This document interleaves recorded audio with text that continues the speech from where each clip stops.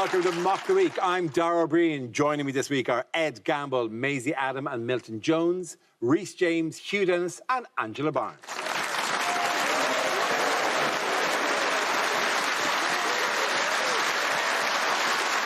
We start around with Picture of the Week. I show the panel a topical image and ask them to tell me what's happening. So, what's going on here? Have you just escaped another vasectomy? Is this what he wears as well as a condom now, just in case? Is this what dinner ladies all have to look like if they reopen schools? I think he's just been asked, like, how long until everyone gets the vaccine. He's gone, about that long? Is that the people inside are probably saying, I'm sorry, Boris, there's nothing we can do. The economy is dead. All right, don't bring in reality. Captain Downer over here, right? It does sort of look like they're doing a school group science project and they've just sent the fit kid next door to measure the air. Do you think you're supposed to do clap for the NHS in person? That's how he's trying to pay the scientists with the clap, like he did the nurses. I think that's the first time I've seen a hairnet that looks better than the hair underneath. Yeah. When he takes it off, it'll be a right mess. Why does this open down the front? This is the first PPE I've seen that's been made with the flasher in mind. I think he's actually in the lab and they're studying him. OK, Ed, can anyone give me the correct answer? Is this how we'll be able to see our families next Christmas? The correct answer, clearly, Dara, is Boris Johnson. It absolutely is. Thank you very much. How could you tell? He was the Yes, this is Prime Minister Boris Johnson visiting a vaccine facility in Oxfordshire. This is news that against the backdrop of the COVID-19 pandemic, he's facing increasing pressure on a number of fronts. Conservative MPs are urging him to map a route out of lockdown and reopen schools as the government tries to keep a lid on the new strains of the virus. So how is he doing? Great. Yeah. He's doing so well. I think he's really smashing it, actually. Not a lot of people are saying that, but I think he has hit this one out of the park. This is so typical, Ed, of the sort of person who went to school with him. The problem with asking him to reveal some sort of exit strategy for this is it sort of assumes that he's got one. Yeah. You know, it's like asking me to reveal my abs.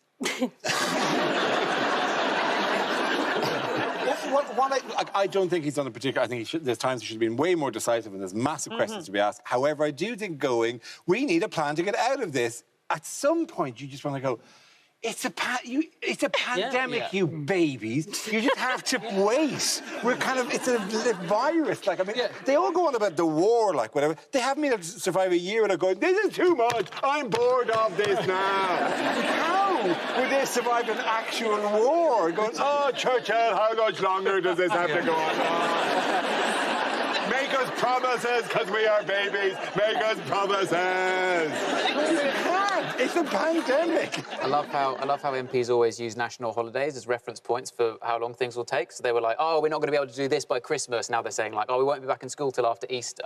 Right, but pretty soon they're going to run out of mainstream ones because there's a big gap between Easter and Halloween. And they'll start saying things like, oh, I'm sorry, but gyms won't be reopening until after International Pyjamas Day. Just like, look, you won't be able to mix households until well gone June, so you will miss National Road Safety Week. I'm sorry.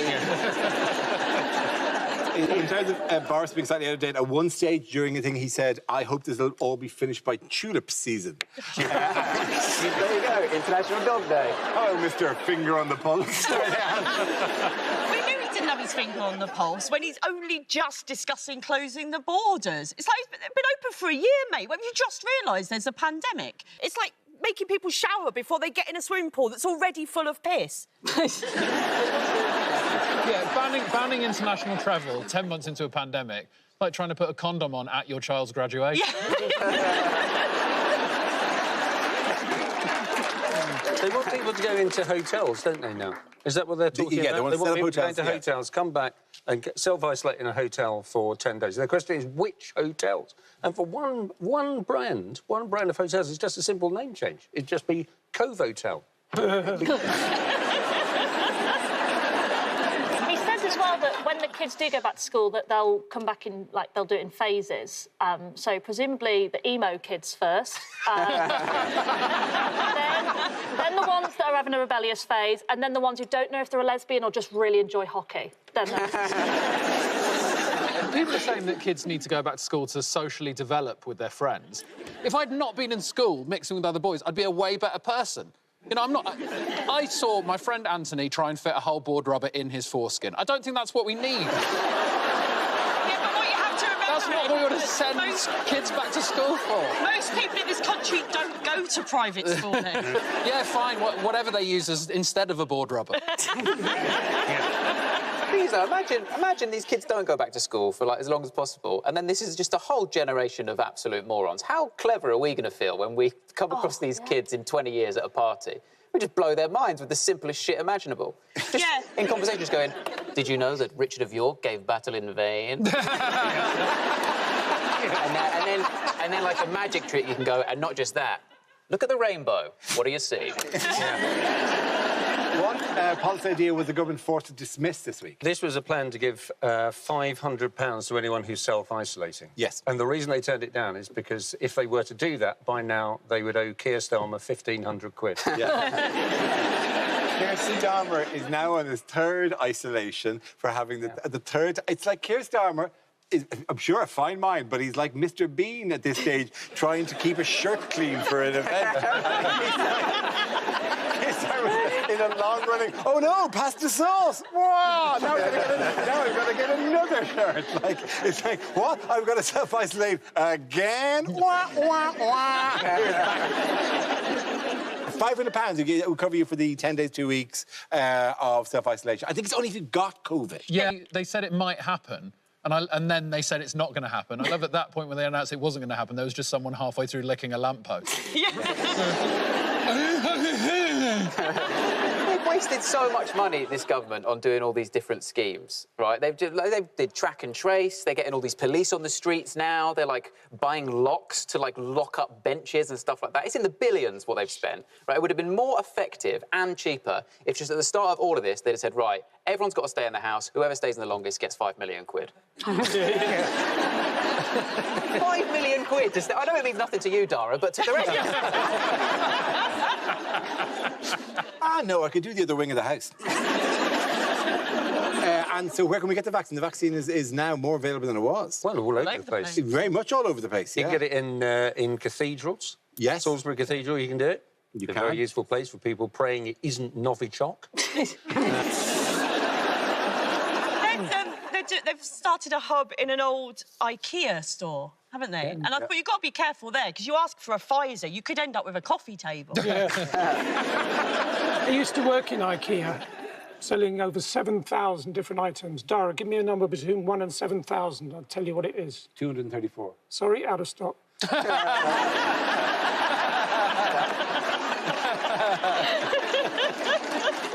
Lucky you chose that one. It's a high-risk game to play, but it's funny when it works. Apparently, if you get the IKEA vaccine, though, you've got to administer it yourself while your girlfriend tells you you're doing it wrong. And then just when you finish doing it, you find an extra syringe and you don't know what you were meant to use it for. The Black Country Living Museum is used for the Peaky Blinders set. So if you get your vaccine here, one of the side effects could just be a really dodgy Brummie accent. Like, you come out and be like, thanks so much for my vaccine. Moving on, what advice did NHS Trust in Scotland have for people venturing out in the snow? This is telling people to walk like a penguin. That's the advice, yeah? Just when you think that 2021 can't get any more batshit mental, it turns out Happy Feet is a public information film. It's actually decent. It checks out, though. I mean, people got angry, but it makes perfect sense. Like, if you're walking on ice and snow, you have to waddle. It's the safest thing. There was a woman in my village up in Yorkshire. We lived in like a dip, like that, and there was a woman in my village. No one knew her name. She was just known as 10 to 2 because whenever it got icy, she used to walk down the hill with her feet like that, going 10 to 2, 10 to 2, 10 to 2. No one ever found out her name. Even in the summer, people would be like, "There's 10 to 2, 10 to 2, 10 to 2." And did nobody think of asking her name? I just love the idea that it's like, fair enough, she's got her own walking technique, but she felt the need to like say it out loud to herself as she was doing it. She'd go, 10 to 2, 10 to 2. Amazing, you get more Yorkshire every week on this. I never thought I'd hear from you. When I was in Yorkshire, we lived in a dip.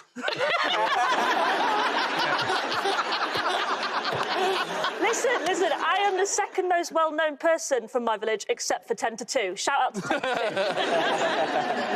2. We're all happy in dip. She fell down dip one day, she became 6:30.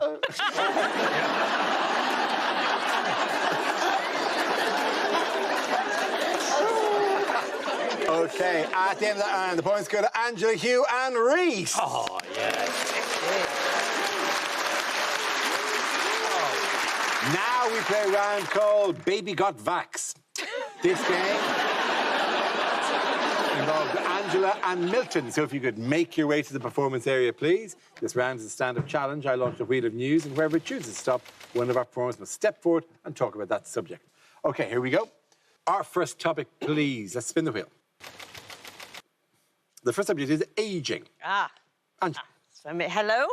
I am 44, ladies and gentlemen. I gave you a moment for a gasp of surprise. Fuck you.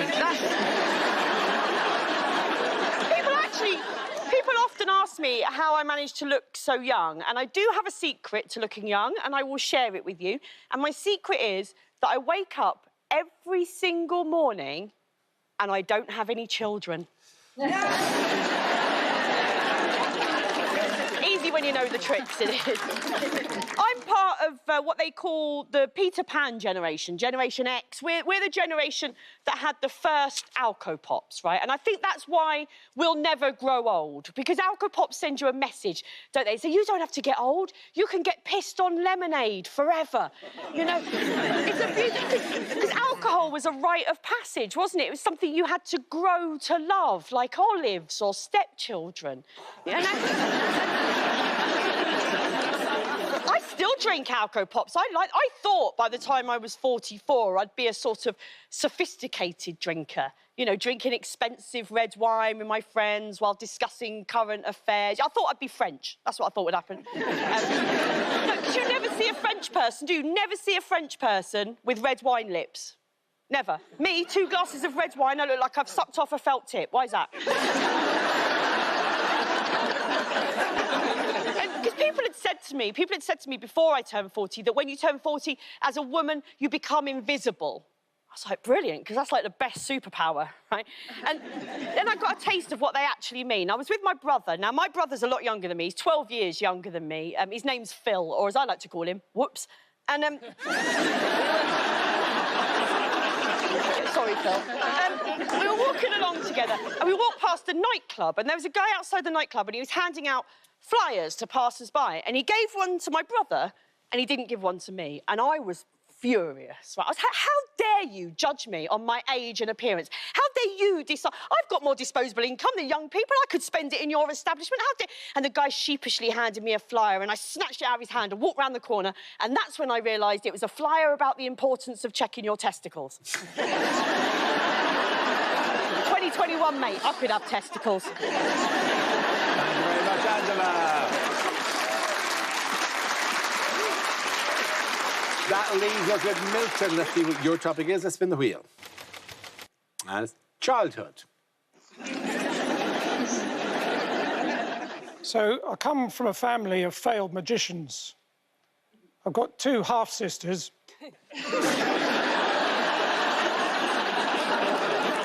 Apparently, I brought my biological parents out in a rash. So I was brought up by my non-biological parents.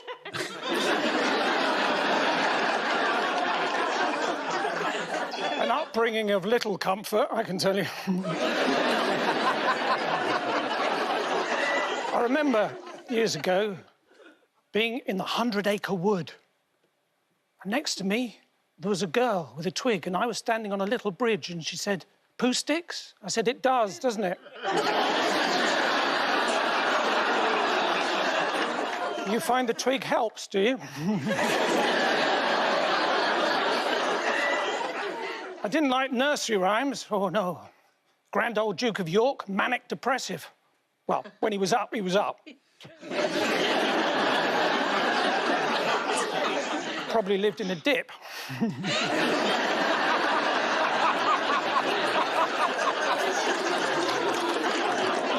Thanks, that doesn't normally work.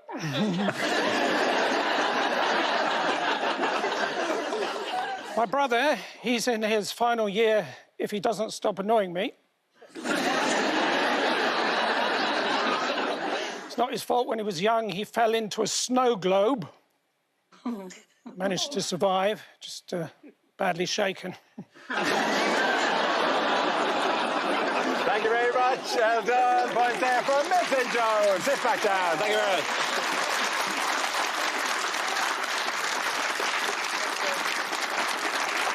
Our next round is called If This Is the Answer, What Is the Question? On the board are 6 categories. Maisie, which category would you like?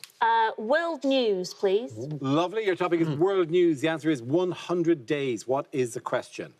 Is it how long has January lasted for this year? Is it how long till there's a female president of America? Is it how long will you now spend in quarantine if you make a day trip to France? Is it, after it's rained, how long does it take to get out of the dip? Is it for how long could I not shit after the short-lived Scotch egg boom? Is it how long since an email did actually find me well? How long does every hour feel when you're homeschooling? Is it how much time do I save in restaurants by combining my starter and pudding into one simple, delicious tiramisu? Is it how long does the government wait before following the science?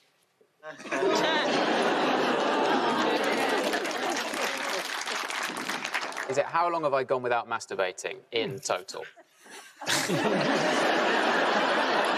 Is it how long does it take a couple of snails to play a game of dominoes using some ladybirds? Is it how long has Joe Biden given himself to kind of launch his presidency? Absolutely right. Thank you very much. Thank you very much. You. Well done. Very good. Yes, the question I was going to go was, what timescale did Joe Biden set to roll out his legislative agenda? This is the news that Joe Biden has outlined his plans for his first 100 days in office and will focus on coronavirus, climate change and international relations. So what has he done so far? Well, he's rolled back a load of Trump policies, hasn't he? So he's rejoining the World Health Organization. Yep. The travel bans on predominantly Muslim countries, he's lifting those. And the no fat chicks in the Pentagon rule's gone.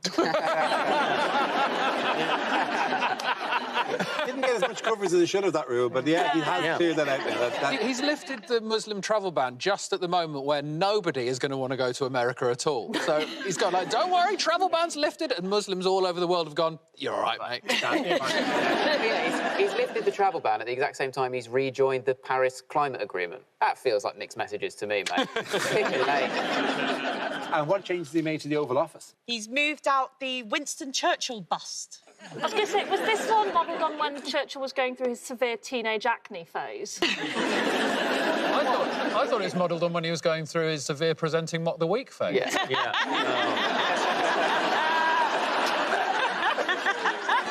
It's very difficult to do this while not looking at it. Why do you think Trump had a bust of Churchill? My theory is that he would turn to the bust of Churchill and he would go, am I the greatest president that ever lived? And Churchill would answer, oh, yes. Didn't they take out his Trump's Diet Coke button as well? Yeah. Trump had a button that he used to press and someone would bring him a Diet Coke. The only good thing he ever did, and Biden's got rid of it. As a president, you just get to put in whatever you want. Like, Trump had the Diet Coke button, Barack Obama had a basketball court put in. What's Biden going to have? Like a cuckoo clock that gives you insurance advice? To be fair, I don't think he's had the Diet Coke button removed. I think he's just replaced it with a Horlicks button. The thing is, though, so apparently what he used to do with the Diet Coke button, it was like a little joke Trump would do, where people would come in and they would see a red button and he would go, do you want me to press the button? And then they'd sort of, like, other leaders would, like, laugh awkwardly, and then he would press it and someone would come in with a Diet Coke, and it was like a funny little prank. Right, which is nowhere near as big a deal as his prank when he'd go, do you want a Diet Coke? Greenland. Just in the background. Greenland just... Did anyone else hear that someone blew their nose on the Zoom just then? No. Did they?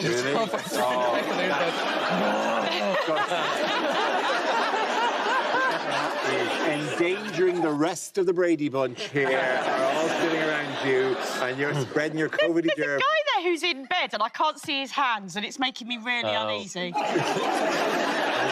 The weirdest person, or the scariest person, is the woman sitting in front of the tarpaulin, in front of the drapes of plastic in the top corner there. What is going on behind that?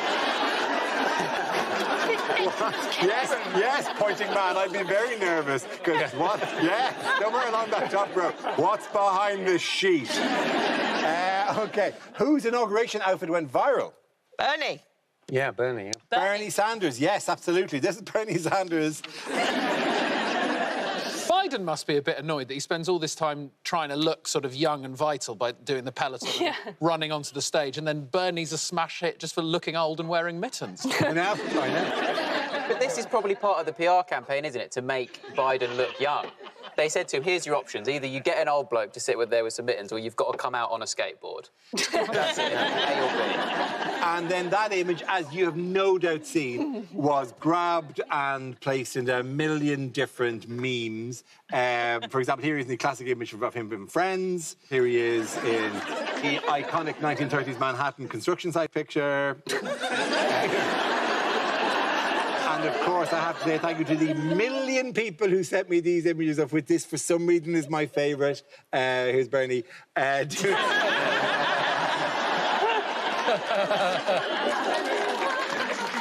is the way my dad sat through every single drama production during school. Just... Billy Elliot again. Is another series of Alan Bennett monologues. Down road, 10 to 2, 10 to 2. How do you make the Hovis ad last an hour and a half? Every scene, because, you seem to have caught me among my northern things. The end of that round. The points go to Ed, Maisie and Milton.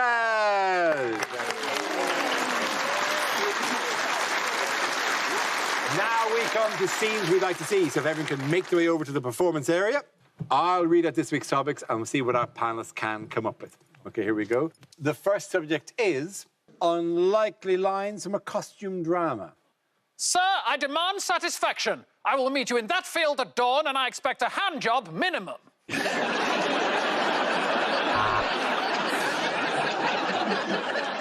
We're all naked.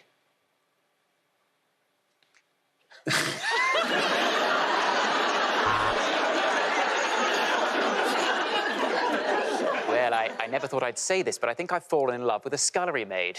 Apparently she grew up in a place called The Dip.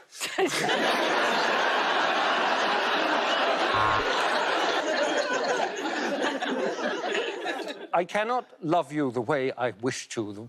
The war in France has left me less of a man than you deserve. Oh, how to explain? Someone shot my knob off.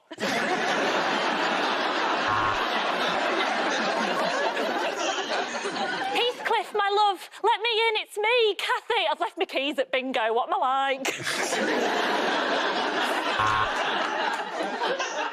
At last, he's replied to my missive. Tell me, what does it say? New messenger boy, who dis? Well, why do you think the Duchess is crying? You just referred to her husband's coffin as the Duke box.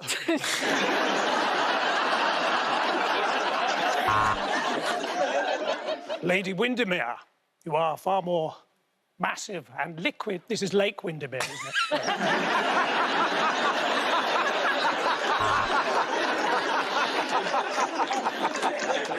I bring bad news, my liege. The Duke of Richmond, the Earl of Derby, and the Black Knight have all fallen, all gone. All turned into Weatherspoons.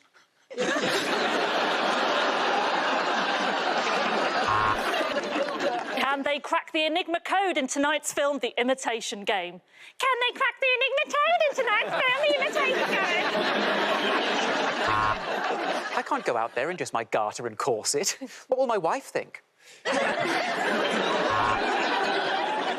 I must defy you, Father. I will not marry for money or status. I will only marry for love and a massive cock.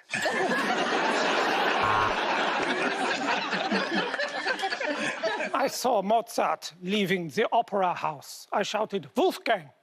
Wolfgang! He ignored me. But then he was eaten by a gang of wolves. Oh, yeah, is that King Arthur? Hoping you can help. It's not really a sword and a stone thing, more of a cucumber arse situation.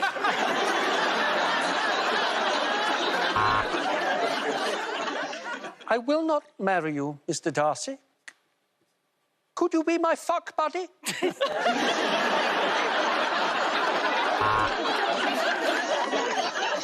If you prick me, do I not bleed? If you tickle me, do I not laugh? If I chat shit, do I not get banged?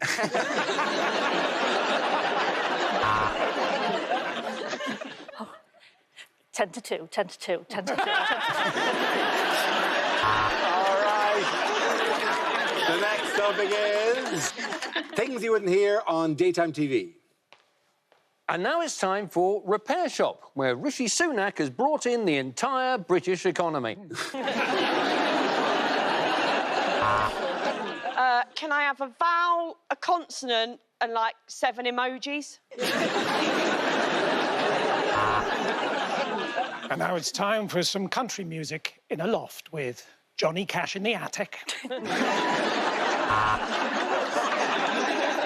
And after the break, Mark will be giving me all the tips on how to dress to impress. And I'll be telling Mark to shove his tips up his arse.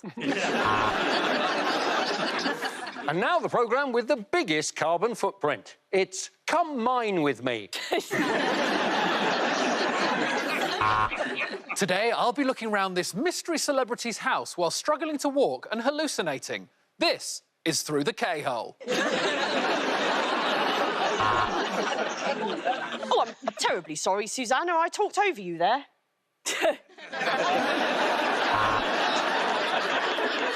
Who have I brought with me today? Thanks for asking, Vernon. It's my Auntie Sue, my mum Carol, and down the end is my gorgeous, gorgeous, soon-to-be stepdad Tony. Well, my goodness, look at those kiwi fruit. They look absolutely delicious. Oh, no, sorry. Simon's looking at his testicles again. Joining us today on Sunday Brunch are 3 celebrities who you were fairly certain were dead. Of course, the best thing to do with leftovers is to put them in the fridge for a couple of days and then throw them away. So, Boris says we're going to close our borders a full 9 months after every other country in the world. Let's see if it's pointless. They have just 20 minutes to make £1,000. Time to find out if they really are loose women.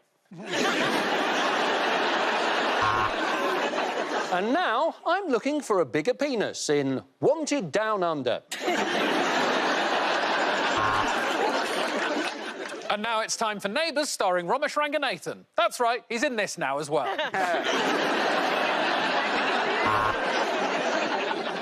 What do we think of the property? We love it. Of course we love it. We live here. Who the fuck are you? Unfortunately, this week's bargain hunt has been cancelled after some contestants accidentally bought the Ark of the Covenant and melted David Dickinson's face off. Welcome to our Saturday Kitchen Global Warming Special. And after the break, an emotional Greta Thunberg tries her hand at a baked Alaska.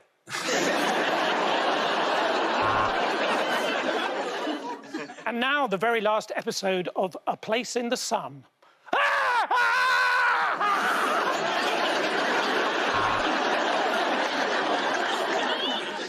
Next tonight, it's Family Fortunes, or as I like to call it, Pointless for Thick People.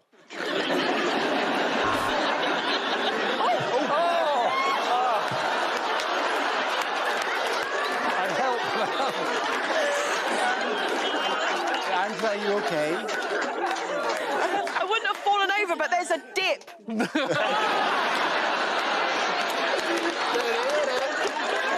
Thank you. At the end of that round, the points go to Ed, Maisie and Milton. And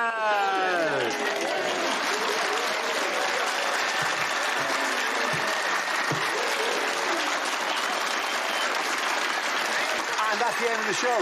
This week's winners are Angela Barnes, Hugh Dennis and Rhys James. Commiserations to Milton Jones, Maisie Adam and Ed Gamble. Thanks for watching. I'm Dara Green. Good night.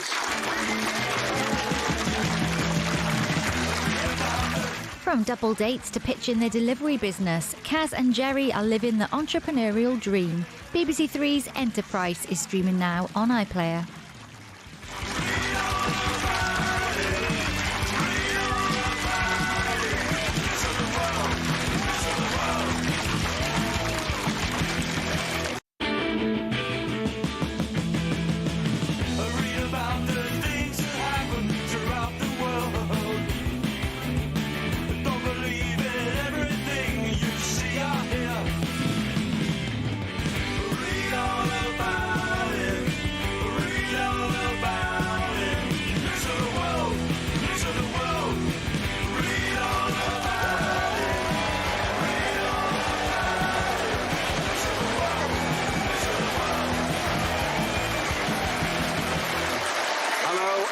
Welcome to Mock the Week. I'm Dara Breen. Joining this week are Ed Gamble, Maisie Adam and Ahir Shah, Glenn Moore, Hugh Dennis and Angela Barnes.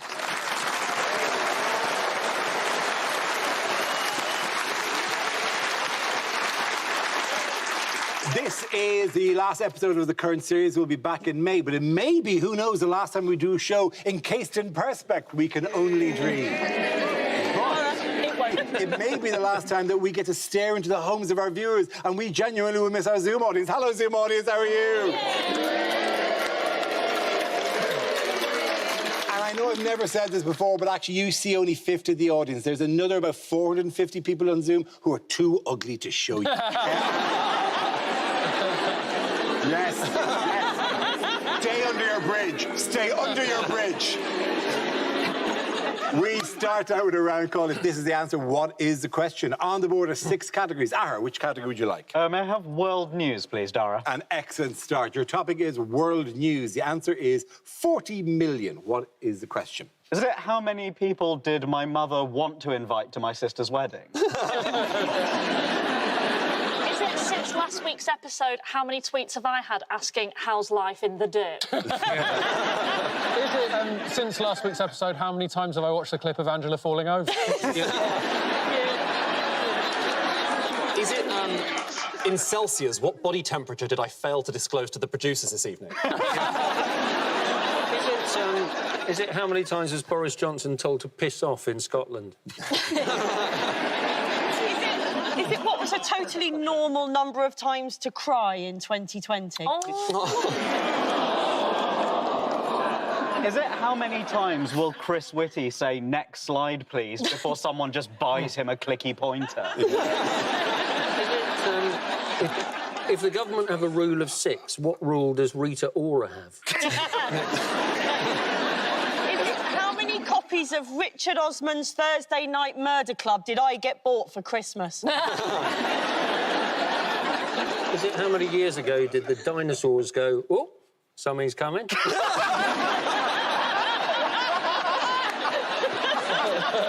Is it how many metres do I legally have to stay away from Holly Willoughby? How many people landed at Heathrow Airport before someone said, "Hey, do any of you have coronavirus?" We should check that. We should check that. How many shares did I mistakenly buy in the Judi Dench memorabilia company, DameStop? Is it how many Melanias are lying in an unmarked grave? Can we move towards a correct answer, please? Is it how many additional vaccines have AstraZeneca promised to send the EU? Yes, that's absolutely right. Thank you very much, Hugh. Yes. The question I was looking for is how many doses of the Oxford AstraZeneca COVID-19 vaccine will now be delivered to the European Union? This is the news that following a bitter dispute over a vaccine shortage, the pharmaceutical company AstraZeneca has agreed to supply the EU with an additional 9 million doses by the end of March, taking its total to 40 million. However, this is well short of the 80 million doses that had originally been agreed. I've gone number blind. There's so many, though, now. There's so many. There's, like, AstraZeneca, Moderna, Pfizer, and they all sound like cars from the 70s that my dad reminisces about. Like, oh, our first date, I took your mum to Scarborough in the AstraZeneca. You were very impressed, weren't you, love? They all sound... Yeah. Amazing, you're really not helping us. No, The EU have been complaining that they don't have enough of the vaccine, but also saying that the vaccine doesn't really work. So we're in this odd situation where they're going to us, "We'd like more of your vaccine." Which is shit, by the way.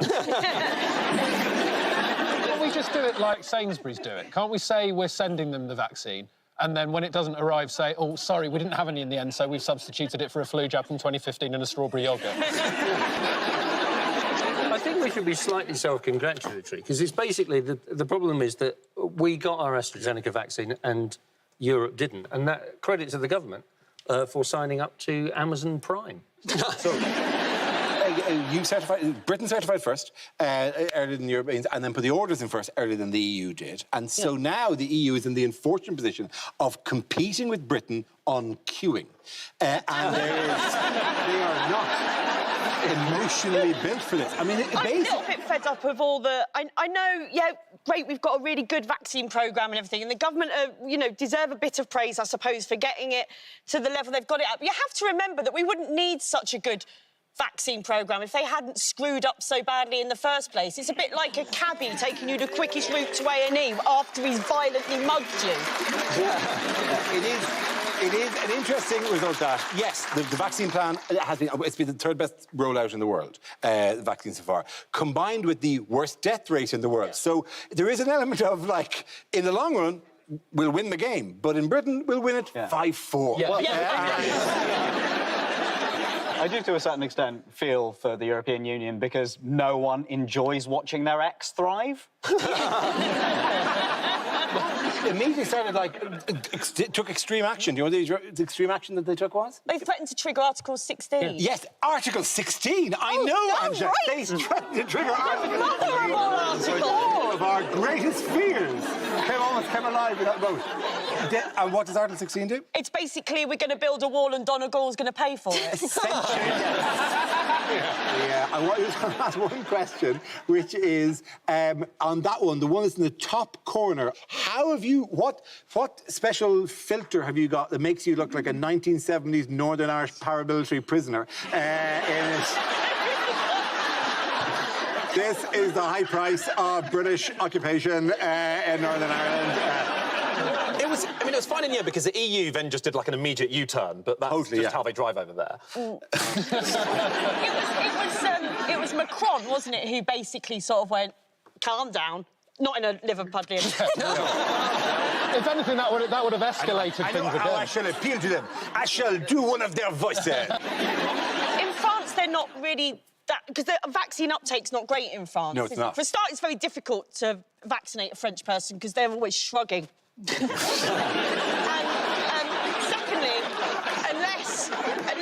if you're a French man, unless you've got 3 active STIs, you're very much seen as a coward.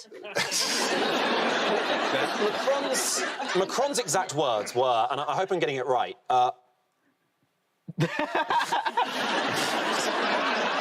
I know, and then a big wind came blew him away. Yes, Macron decided to calm things down by basically saying that the vaccine was shit anyway. Well, we don't even want a stupid vaccine then if you're going to be like that. Schoolboy response impossible. I don't want your vaccine anyway. Your vaccine's terrible. There's also one called, new one this week, called Valneva. Do you know what? I think they missed a trick. They missed a trick with the Valneva. They should have called it, 'cause it's been made in Scotland, they should have called it Val Never Take Our Freedom. Do you know how many doses of vaccine have been bought by the UK? 900 million. It's like 357 million. There's there is a point that you have to keep reminding. You know, there's only like about 65 million people here. You do seem to be very much the toilet roll hoarders of the community. One in each arm and one up the butt, Dara. The British government is just heaving things off shelves. All of them. Like, at some point, is going to find itself... They're going to be vaccinating us 4 times each, 5 times. How many companies are there makers? There's Novavax as well, which is in Teesside. And I like Novavax because it's got the word vax at the end. And I like when medical companies put a little clue as to what it's about. Like when you get a diarrhea medicine, it's called, like, Bowel or Turdacyst. The best one of those is Vagisil. Anusol means when the sun shines out of your eye. I'm going to get the Russian one because I rely on the Russians to be able to put chemicals into a body and for it to work 100%. In other news, how have some troublemakers been breaking lockdown rules? So many ways. So many ways. My favourite is the guy said he got fined for going to a brothel in a lockdown. And I was like, it's illegal anyway. We have COVID marshals down on... I live in Brighton, and they're down on the seafront looking for people who aren't from the same household to tell off. And they were going up to loads of young couples going, are you two from the same household? And me and my boyfriend were walking along, and I was genuinely quite offended they didn't ask us, because I thought we were still in that sort of early phase where we looked sort of, exciting, but clearly we were giving off the vibe that we'd lived together, we were very settled, and had just had an argument about whose turn it was to unload the dishwasher. Either that or even worse, Maisie, they could have looked at you and gone, brother and a sister. Listen, I know what I like and I like what I know. It's all legal, isn't it? OK, at the end of that round, the points go to Ed, Maisie and Aher.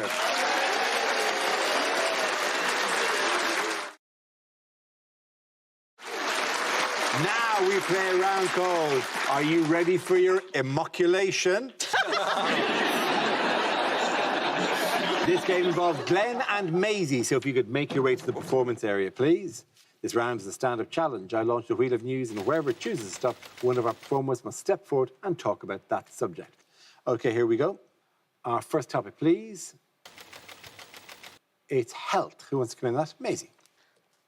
I'm going to share something about myself that I've never said on this show before. It's a little bit personal. We're going to get a bit vulnerable. You're looking very worried now on the Zoom crowd. Like, I'm going to be like, and finally, is this normal? No. I'm going to say that I am epileptic. Yep, mood dropped, didn't it? Mood dropped to the floor, as did I when I had my last seizure. I got diagnosed at 14 years old, but the kind of seizures I was having at 14 weren't what you think of, or what I think most people think of when they hear the word seizure. A lot of people hear that word and they think of sort of like flashing lights, convulsing on the floor, foaming at the mouth. That wasn't me, OK? The kind of seizures I was having at 14 looked like this. Ready? Disclosure, you can laugh. Ready?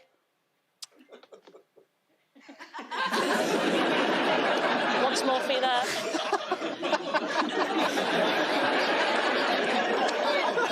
Question, how many 14-year-olds have you seen at the height of puberty occasionally go... So when I got diagnosed at 14, the doctors were like, oh, you've probably been epileptic since you were 10, just everyone thought you were rude, right? I swear to God, I remember having an argument with my dad, right? I remember having an argument with my dad before we all knew that I was epileptic, and my dad was going to my mum, Jill, if she rolls her eyes at me one more time, I will send her to her room. And my was backing me, but she didn't know I was epileptic either. She was going, Philip, go easy on her. It's a difficult time for her. She's hormonal. It's puberty. Right, meanwhile, I was in the middle giving it proper Bran Stark. Like, actually, guys... I feel another one coming on. After too many times of that happening for it to just be me being sassy, we went to go and get a diagnosis at Leeds General Infirmary, and I was diagnosed by this neurologist, and then also in the room was this nurse, Jan, and Jan was there in, like, a pastoral capacity to make sure I was OK about it. But together, these two, they were like a sketch, right? The doctor, I kid you not, the worst wig I have ever seen in my entire life, right? It was terrible. It was slipping down his head whilst he was diagnosing me. You imagine someone telling you you're epileptic, and the entire time their hairpiece is slipping down, right? So obviously I was watching it, so my eyeline was a little bit above his, and I remember him being like, are you having one now, Maisie? No, I'm watching your hair do a runner. And then Jan was lovely. She was a proper Leeds lass, but she was lovely. And she said to me, she went, I know it's not ideal timing, is it, Maisie, being 14 and diagnosed with epilepsy? I said, no, not really, Jan. She went, well, what were you being 14? You'll be wanting to start a family soon. At which point my mother had a seizure. Thank you very much, Maisie Adams. That leaves us with Glenn. Let's see what your topic is. Let's spin the wheel. And it's relationships. I got dumped before the first lockdown, and it was fine. It was fine. I got over it in the best way possible. Took myself on holiday, spent a bit of time cruising down the west coast of America, San Fran, which is, of course, French for without Francesca. No, it's horrible. I got dumped by email, and the worst thing was I was only CC'd into it, so it was just awful. It's her loss, really. She's now dating a guy who's got knuckle tattoos that say hate and inbreeding. So I think the issue was she was out of my league. I remember asking a friend of mine before I asked her out, I said, do you reckon she likes me? And he was like, does she like you? Does she fuck? I was like, OK, that was going to be my next question. But, no, because she was out of my league, because, you know, she was charming, she was charismatic. I come across like I was breastfed until well into my teens. And she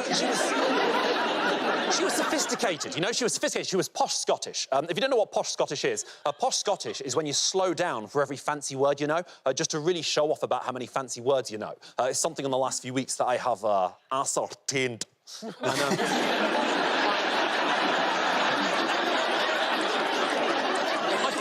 Someone who's out of your league, you start to panic. You sort of think, have I overstretched myself? Have I taken things too far? Have I shitten off more than I can poo? And so when she eventually dumped me, I started to think, well, why did she break up with me? Is it problems with me? Is it because I'm not assertive enough? I'm not particularly assertive in bed. I realised in bed I'm about as assertive as I am with taxi drivers. It's very much a case of just anywhere around here is great, thanks. I'm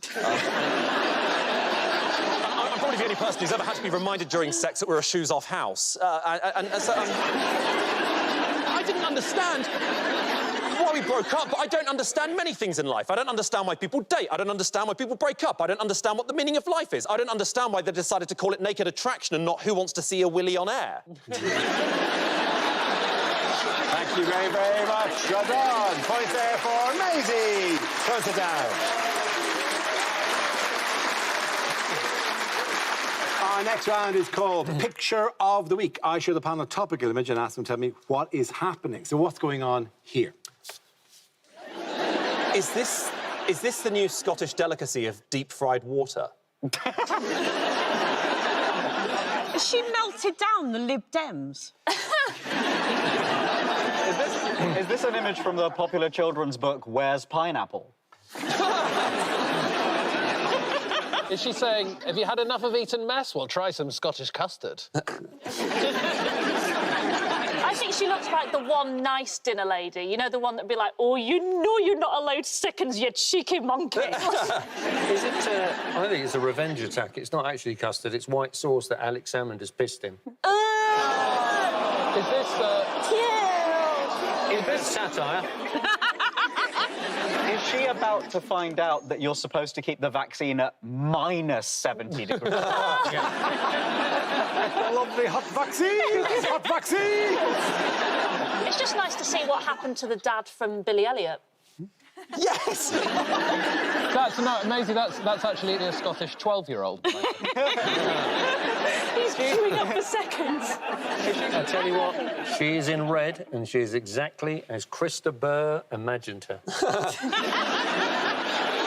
And you know the correct answer is? Nicola Sturgeon.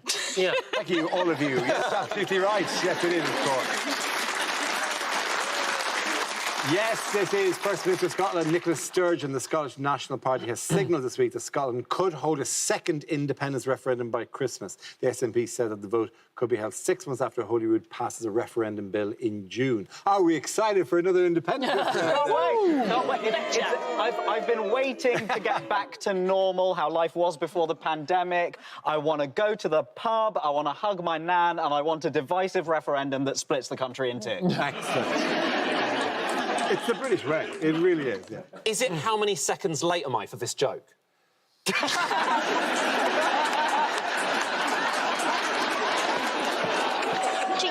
She coaxed Boris by saying that he was frightened of democracy. But maybe we should be frightened of democracy. Like, that's how we got Trump, it's how we got Brexit, it's how we got Honey G. It's not particularly controversial to say that Boris is frightened of democracy, bearing in mind in the last general election he hid in a fridge. The only reason he's not doing that now is they're full of AstraZeneca. She quoted a Burns poem when she coaxed Boris. She quoted a Burns poem. She said, "Cower in timorous beastie, what a panic's in thy breastie," which literally means calm your tits. The thing is, if Scotland leave, then Wales will leave, Northern Ireland will leave, and then it's like the Sugar Babes at that point. They'll all get together and then form their own band. It's going to be a disaster. But also, it's going to change the Union Jack, so the real loser in all this is Jerry Halliwell. Yes, Boris arrived in Scotland bringing gifts from Kent. And I hear your numbers are quite low. Not anymore, he said. And he chucked a loogie into the face of whoever was standing beside him.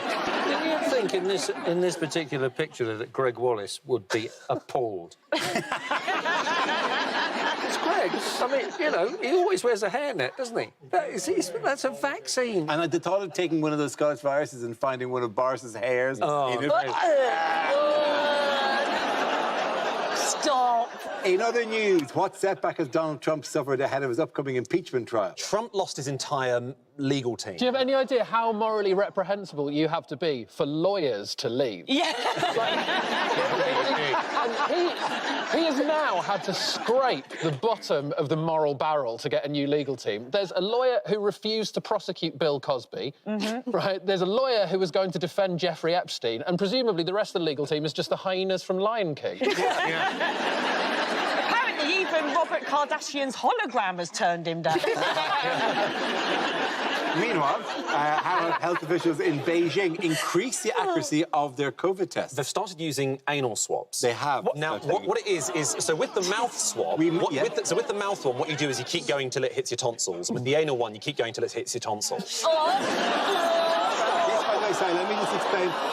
We're not going to leave this picture for long, but yes, it is an anal swab, and there is instructions to. Yeah, look, we can take the picture now. I think we've got the general gist of it there. I need to check something because we're tested every week to do this show. Are you telling me our tests weren't anal swabs? They weren't intended to be anal swabs. Many medical issues are raised, not least if COVID exists in that part of the body. Is it possible, therefore, to fart COVID at people? That has never turned up with any of the... Chris Whitty has never mentioned that. He's never... Listen, They have given advice. They have given advice. You're meant to fart into your elbow. It's a hoax, though, isn't it? I can't believe people are falling for the anal swab thing. I'm going to have to start breaking out my federal boob inspectors. On the instructions, on the instructions, it says that you have to, pardon me for this, but you have to insert it and then twist it several times. And I'm like, it's like you're being wound up. I thought if they do that to me, I'm going to, as soon as the nurse stops, I'd just start going... Would you not be tempted to do the Dick Van Dyke dance from Chitty Chitty Bang Bang? No, I quite like the idea that they just swirl it around in a move they call Randy Floss. I just just keep imagining them doing them at one of those drive-through centres. You would have to park up and take their belt off and then just... Against the window, just nooning. Huge disappointment is, and that's one of the reasons I wanted the picture taken down, is that it turns out my tattoo means anal swab. At the end of that round, the points go to Ed, Maisie and Aher.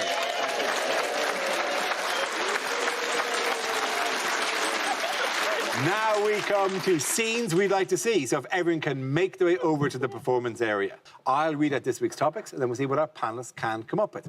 OK, here we go. The first subject is things you wouldn't hear in a history documentary. Well, I'm afraid due to CGI budget constraints, this series of Walking with Dinosaurs is just this.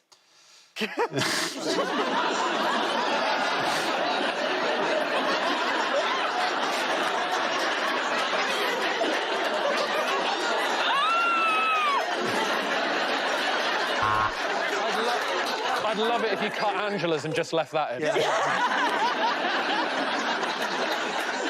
I'm Professor Robert Winston, and you join me at the Royal Albert Hall in the search for a legendary artefact. This is Hitler's other ball.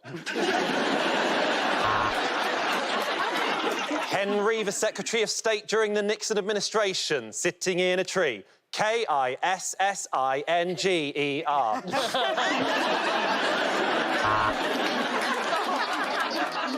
And in ancient Greece, they used to put a coin in dead bodies' mouths, so when they got to the afterlife, they could get a trolley.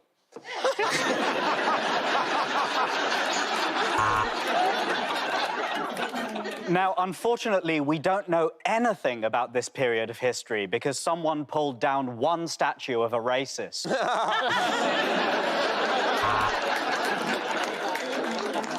It's February and my boyfriend won't let me put the heating on. This is the real Cold War. And I'm delighted to be the first museum animatronic of a blacksmith to host a history documentary.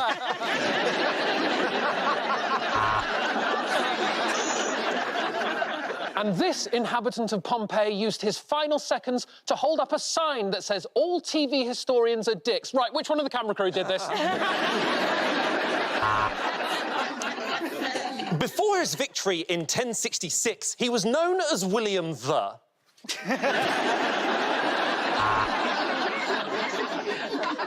The Bronze Age, the third best age.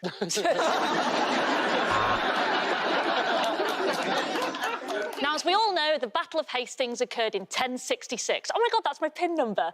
Shit, is this live?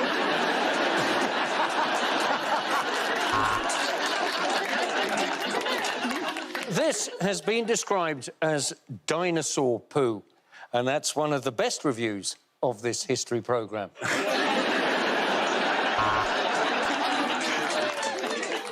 Divorced, beheaded, died, divorced, beheaded, survived. We've all got our own way of remembering the sugar babes. After treating the body and wrapping it in bandage, they travel home and pretend they've had nothing done in Turkey.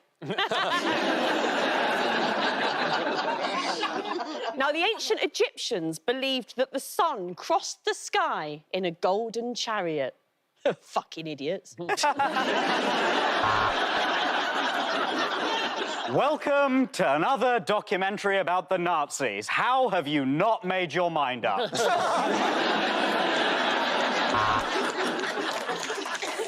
The Black Plague was actually ended by the Great Fire of London, so you join me setting fire to a 5G mast. The next topic is unlikely things to hear on the radio. You're listening to Radio 3. Well done.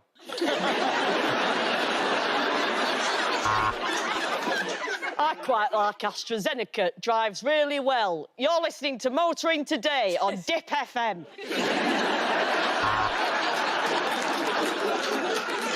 And now a documentary in which we look at the outmoded sexual mores of the Carry On films. This is Radio 4. And now it's chilled out, relaxing songs to send you off to sleep here on Drive Time. You're listening to Jazz FM. It's about the listeners we don't have.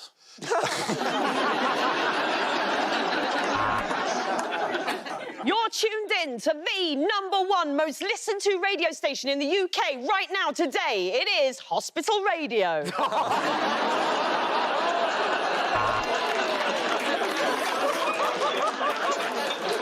That was this week's #2. God, I feel 3 stone lighter. And this week, still at number 10, he's still at number 10. And in about 15 seconds' time, we'll be coming towards the end of the minute's silence. And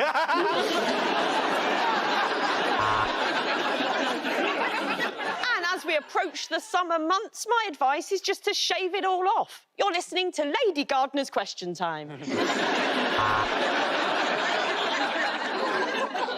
0800, it's going to be underneath your neighbour's wheelie bin. This is the Hermes shipping forecast.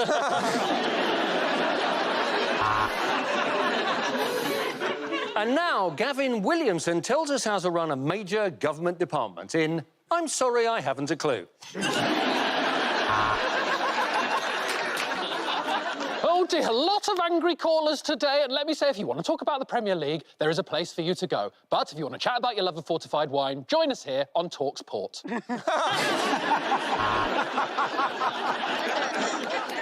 Today's call-in topic is what do you do when your phone is broken? No one's got in touch so far, but... And for the next 2 hours on LBC, it's White Noise. Nick Ferrari. Now, people say the days of pirate radio and rock and roll are over, but I'm here to bring them back. I've had 2 lem sips, here's Scouting for Girls. Here are the news headlines. Nothing's happened yet. It's 4 in the morning. Go back to bed.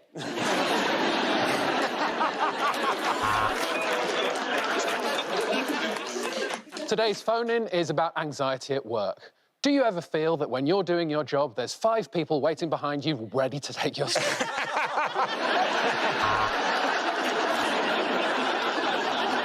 At the end of that round, the points go to Ed, Maisie and Aher.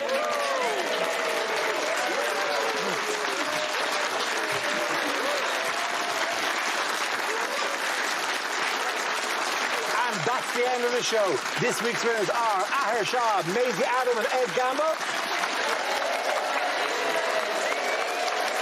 Commiserations to Angela Barnes, Hugh Dennis and Glenn Moore. Thank you for watching all through this most unusual series of Mock the Week. That's it for now, but we'll be back in May. We'll see you then. I'm Dara Breen. Good night.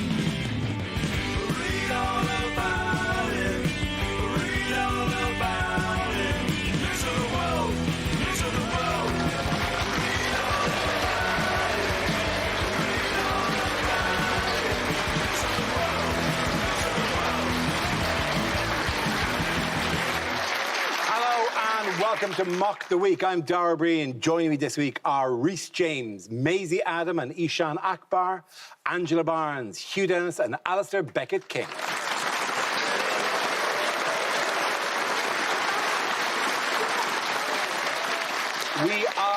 We hope at coming towards the end of COVID restrictions. Nonetheless, for safety, we're still encased in perspex between each panellist here, and our audience are, as ever, a virtual audience. You can see them there in their lovely homes. Well, some lovely.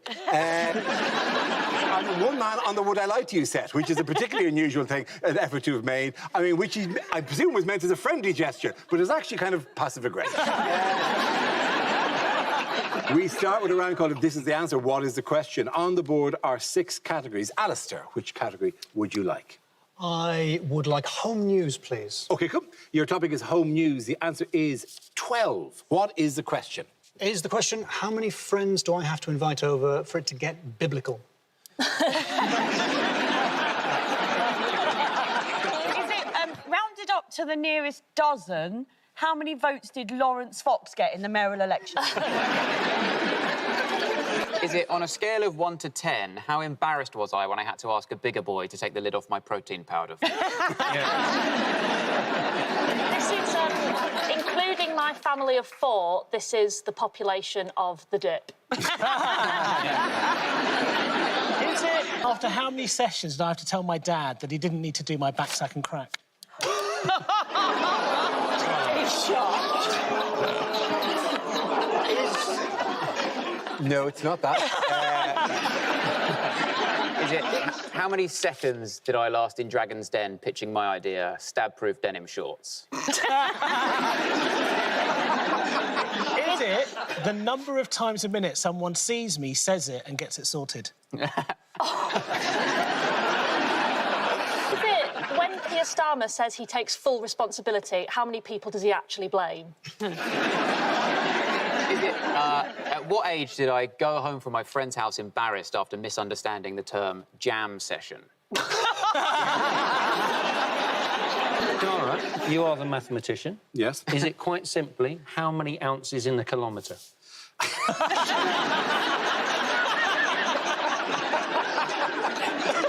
Is it due to an admin error? How many doses of the vaccine have I now had?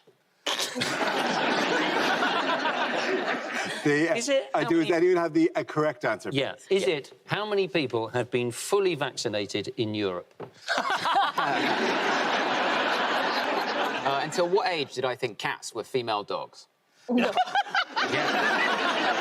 can understand that. I can absolutely understand that. I think I might have thought the same thing. Oh, Hugh, I was joking. I knew they were a different animal. I'm not an idiot, mate.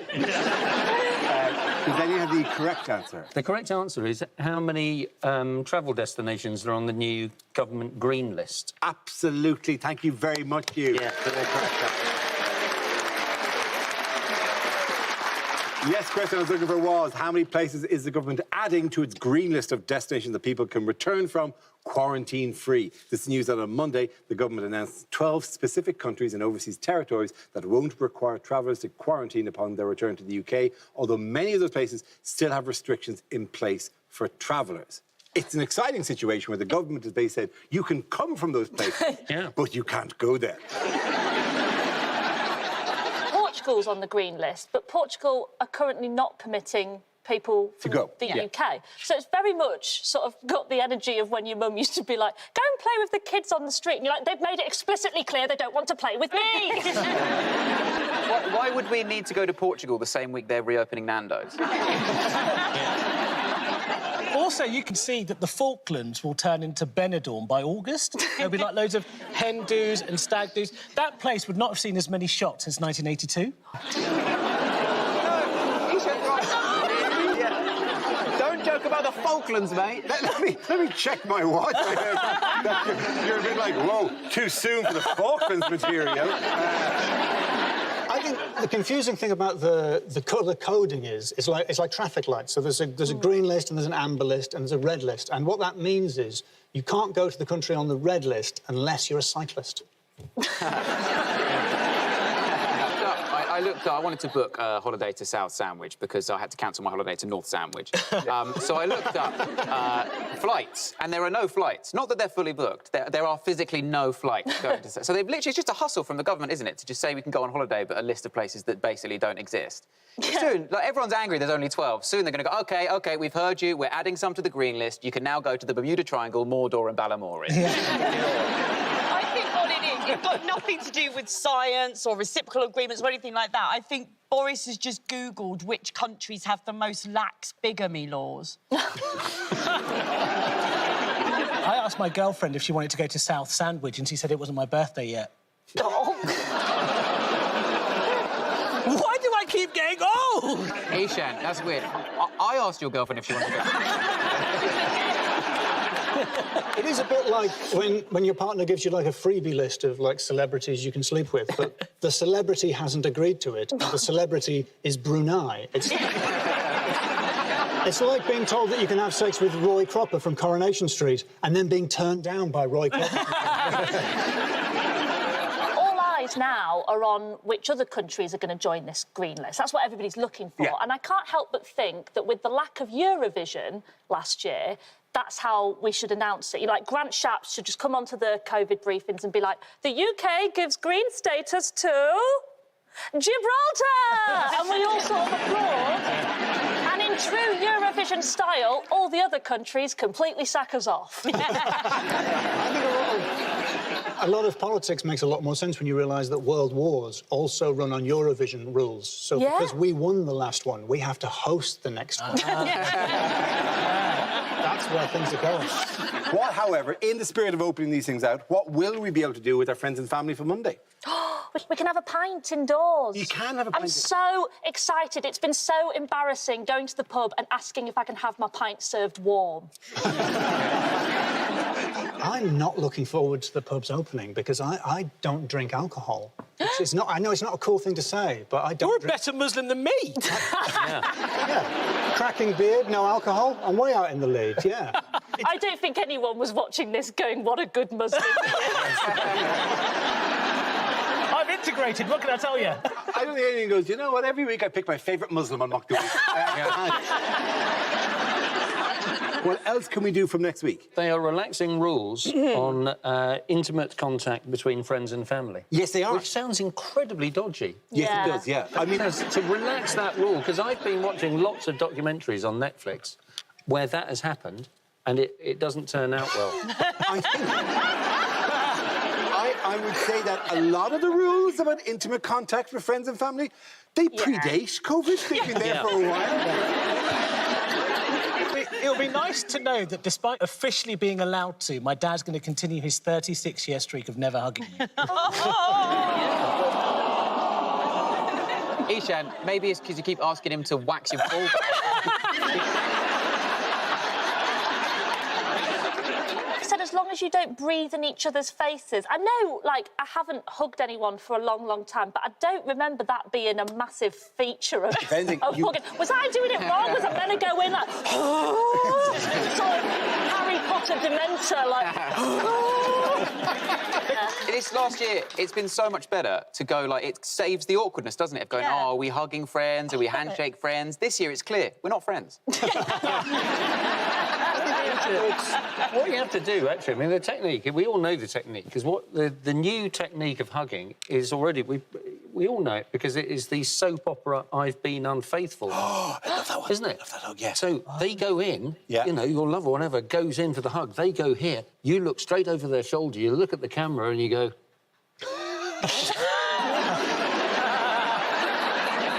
I agree, actually. I mean, I'm not on board with the hugger as a personality type. You know, people who call themselves a hugger is just so creepy. Yeah, OK, that's creepy. You know, like, I like hugs, I just don't like huggers. You know, in the same way that I like dogs. There's also instructions in this. Don't look at someone, and then it says, don't hug everyone. Now, that's mad, isn't it?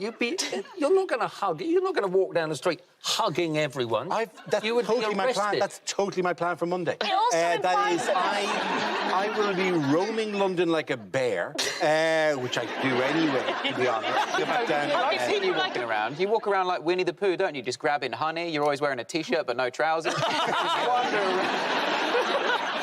The thing is, though, they're saying you've got to practice caution and restraint. That's the language in it. Caution and restraint. And there will be people who still aren't really comfortable and they don't feel safe yet. So the trick is, I think, right, so that people feel safe when you're hugging them, that they're fine, is just when you're holding them tight and their head's there next to yours, just lean into their ear and just say, and remember, I'm really restraining myself at the moment. That's what the government have told us to do. I think it's simpler than that. All you need to do, for those of us who aren't that keen on being hugged, all you need to do is just for the first few weeks of hugs being legal, also legalise stabbing. Wow. Angela, in which case, I've got a business idea for you. Have you heard of stab-proof denim shorts? Yeah.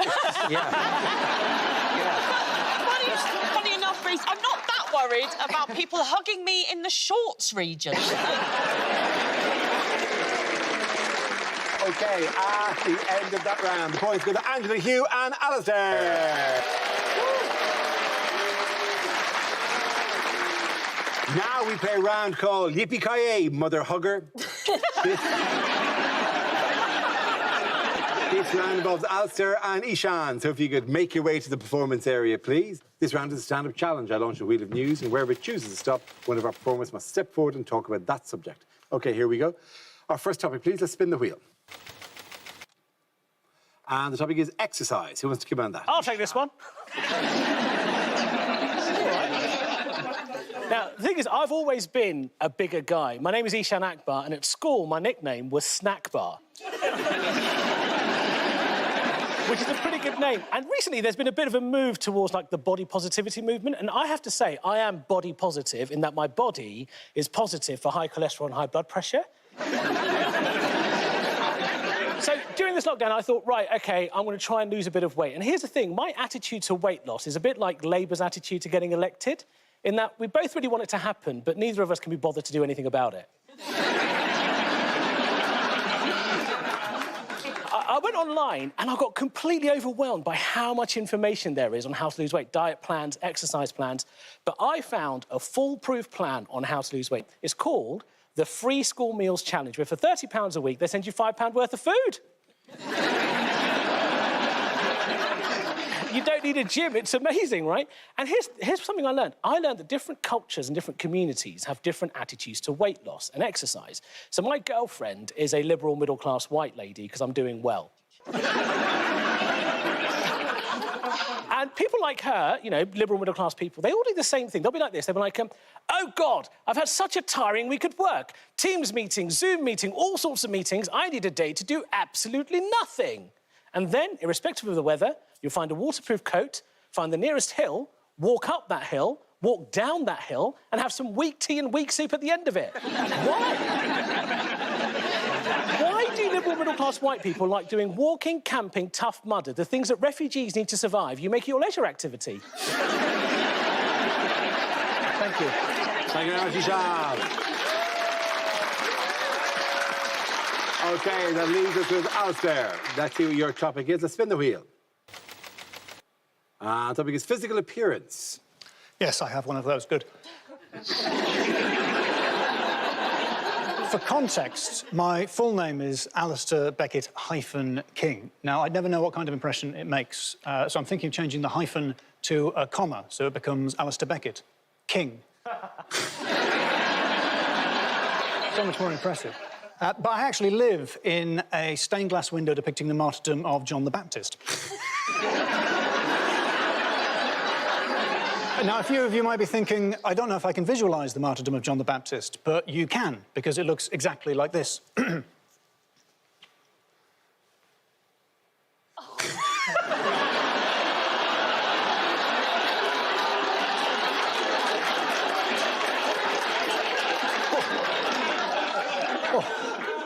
That's right, I'm Britain's leading New Testament impersonator. Congratulations. But people will ask you that question, have you found Jesus? Have you found Jesus? They say it can be difficult to find Jesus. And this confuses me because, in my experience, he's usually right in the middle of the paintings, you know? Slap bang in the centre. If you're struggling, I'm going to give you a bit of advice. What you want to be looking for is, like, a guy, probably wearing white, raising one hand as if to say, yeah, I'm Jesus. No, this guy, right? If that isn't enough for you, don't worry. There'll be other clues. There are, like, up to 12 other guys, really well-drawn robes and beards, all going, oh, look, it's Jesus. Who's that guy? Sometimes Doubting Thomas is there, getting a poke at the wound, you know? Doubting Thomas, or as I call him, sensibly waiting for empirical evidence Thomas, getting a poke. All I'm trying to get at is the whole of Western Christian art is a much easier version of Where's Wally? But let's be serious, you know, I would never compare me to Jesus, although a lot of builders have, because, well, I don't look like Jesus. Let's be sensible. I don't look like Jesus because I'm white, whereas Jesus was imaginary. So apologies to any Christians for whom I've spoiled the surprise. I'm sorry. Okay, give that round. Points go to Alistair. Come back, sit down.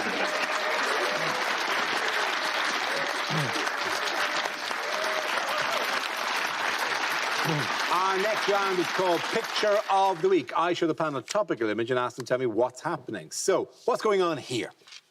I think they put Keir Starmer on the TARDIS to demonstrate that his charisma looks a lot smaller from the outside. Is this simply the closest Keir Starmer will ever get to power? He's just going, I haven't a clue what any of these knobs do, but less about my job. Tell me about yours. I'll tell you what, it looks very different to the place where Boris Johnson had his IT lessons.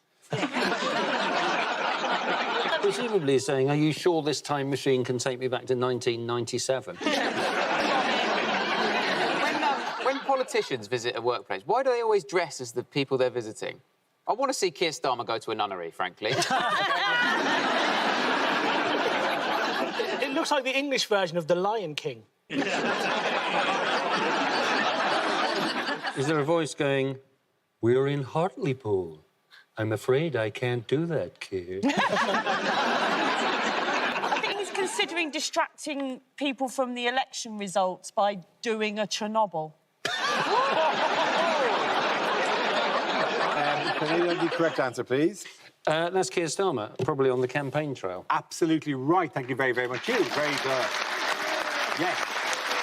Yes, of course. It's a picture of Labour leader Keir Starmer, who this week oversaw disappointing election results for Labour across much of the country. What was significant, for example, about the Conservatives' win in Hartlepool? Well, because they held that seat forever. Yeah. Basically. I mean, the Red Wall is being dismantled so fast, David Hasselhoff's planning to do a gig on it. If I may speak on behalf of the working classes, as an average man on the street, I'm actually from the northeast of England. It's one of the least ethnically diverse parts of the United Kingdom, and I don't think it's understood at all in London. Like when I was a kid, the first Asian people I met were characters in maths exam questions. And that doesn't set you up for... When I met Ishan earlier, the first thing I did was give him a basket of 12 apples. I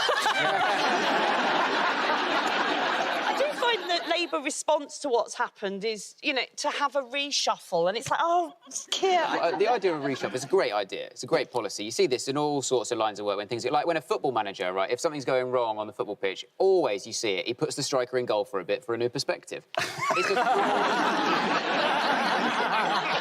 Particularly like the way that he essentially seemed to have fired Angela Rayner. And then it turns out he was actually just doing a really elongated X Factor thing. Yeah, where he's going, I will not be bringing you back as party chairman because you're now the Secretary of State for the future of work. It's the political equivalent of going to dump someone, they start crying, then you get on one knee and propose. Yes. Oh, don't cry, don't cry. I just want to make you happy. I want to make you happy. Let's come out. Oh, shit. And he gets even more mad because also she's the shadow of the Duchy of Lancaster, which means she has to shadow Michael Gove. And as he's undead, he doesn't have a shadow. Well, So she is the shadow of the Duchy of Lancaster, which, by the way, is the most insane. We deserve every offensive British portrayal in American films we get, if that's a job title. Yeah. Why, hello, I'm the Shadow Chancellor of the Duchy of Lancaster. Pop a cup of tea in me top hat, Mrs. Me noggin's gone cold. It's ridiculous. Why is that a phrase that is an actual job that runs this country? But she's that, right, that most old-fashioned thing I've ever heard, and she's the Shadow Chancellor of the future of work. She is this old medieval thing and something from the future. It's like she's been told she's got to run the TikTok account for Stonehenge. I control the robot jousting tournament. She's been out on the campaign trail, and people have sort of been making fun of the way she dresses, which is just like an ordinary woman, as far as I can tell. I get that you have to dress for the job you want, which is why my dream is to be a magician on a ferry. But... I can't unsee this now.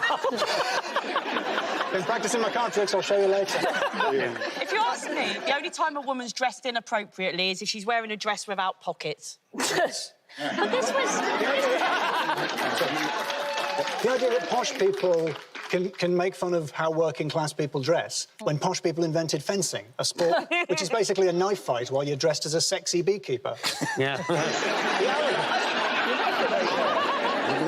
Because literally, you can see Gotham there in a complete spin because nothing will stick to Johnson. Literally, they've tried everything. Big things, small things, Arcuri, curtains, everything. They're flinging stuff, and he's just sitting on the other side of the box going, vaccine bounce, bounce, bounce, like a vaccine bounce.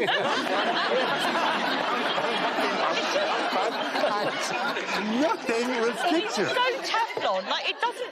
Like there's so many skeletons in his closet, and we don't even get upset enough when we find out he's made us pay for the closet. End of that round. Can we give the points to Ishan, Maisie, and Reese, please? Now we come to scenes we'd like to see, so if everyone can make their way over to the performance area, please. I'll read out this week's topics, and then we'll see what our panelists can come up with. OK. The first subject is things a sports commentator would never say. Murray passes it to Djokovic, passes it to Murray, passes it to Djokovic, passes it to... God, this is predictable, isn't it? Bloody hell. You're watching the Caber Toss, and I'm joined by Scotland's leading retired tosser, Alex Salmond.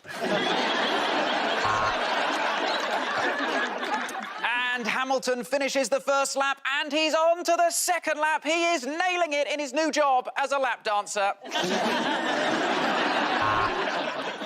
Oh, he has driven that 200 yards into some trees, and that is the worst penalty I've ever seen. Federer, 40 love. Federer, you're 40 love. Retire. Think of your name. He was disqualified yesterday after submitting a urine sample. The urine was clean, it's just no one had asked for one. Well, the referee is getting abuse, and that's not good to see. But now he's going to the monitor, the wanker. And the crowd is chanting 1-0, 1-0, 1-0, 1-0, which is 170 in binary. And Lewis Hamilton comes away with 12 points. So well deserved. He was doing 200 in a built-up area. What a lunatic. And the striker's through on goal, and the keeper is coming out. Not really the time or place, but good to see we've kicked homophobia out of football. And it's a classic pit stop there from Lewis Hamilton. Ginster's coffee and a shit. That right hook caught him completely off guard. It was swift, it was aggressive, and has completely ruined this chess match. Oh, my God, I've got that swimming cosy. Well, I don't know what the rules say about that. Surely that javelin went further thanks to the goose it was stuck in. You're watching the Divorced Olympics, and it's Kanye West and Bill Gates coming up to the finish line, but who's this on the inside? It's Lawrence Fox! Lawrence Fox for the gold! And look at this, Hamilton is now leading, and I'm being escorted out of the theatre for commentating on a musical. And now we have the final of the Olympic 100 metres for men. 8 of the fastest men on the planet will cover this distance in just 9.6 seconds. Shit, missed it.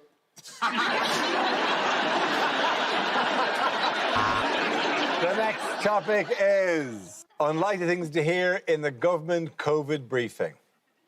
So tonight's COVID briefing will be hosted by Matt Hancock, Chris Whitty, and due to a scheduling mix-up, Giles Brandreth in Dictionary Corner. Well, there are clearly variants of concern. There is one from Kent, one from South Africa, but the one we really need to worry about is a variant of the Brazilian, otherwise known as the vajazzle.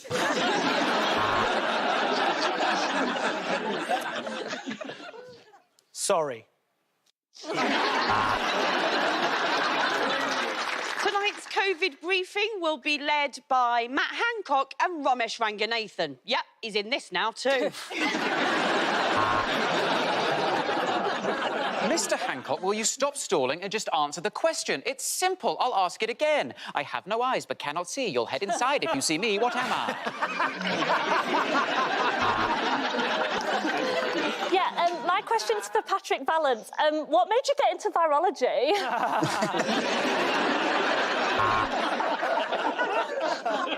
Due to an administrative mix-up today, can I please urge everyone who was inoculated with the Tizer to return to the vaccination.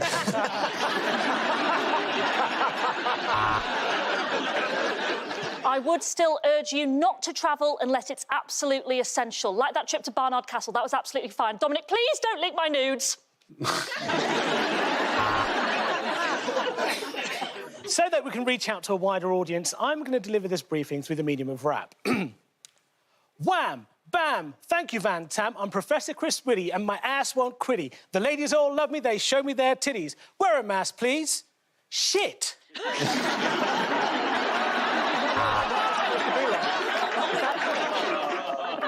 The vaccine needs to be stored at -70 degrees, so obviously that needs specialised fridges, industrial freezers, or the yawning void where Priti Patel's heart should be.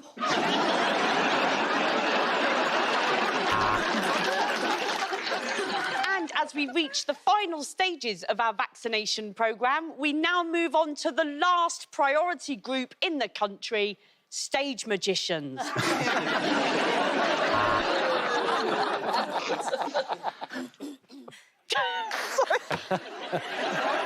wish I could beatbox, I would if I could. I've got this, right. In order to reach a wider audience...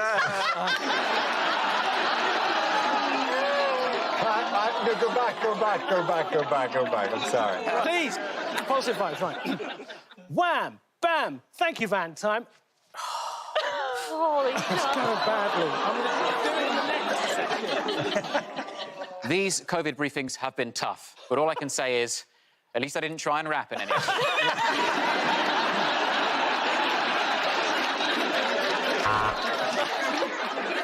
And now, Chris Whitty and Matt Hancock will dance the American Smooth.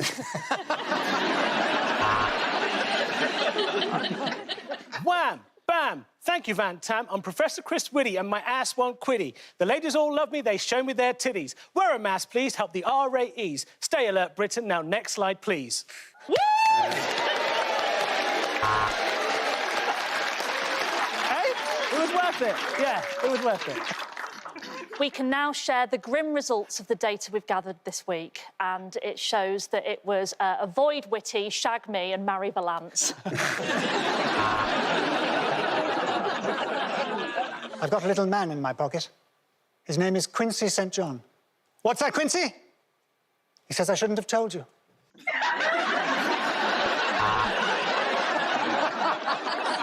Well, that's it from me, Specky and Slaphead. I've been Boris Johnson. See you tomorrow. Yes, that sounds like a question for our Chief Medical Officer, Chris Whitty. So, Chris, I think we're all wondering, why is it impossible to poo without weeing? OK, at the end of that round, the points go to Isha, Maisie and Reece.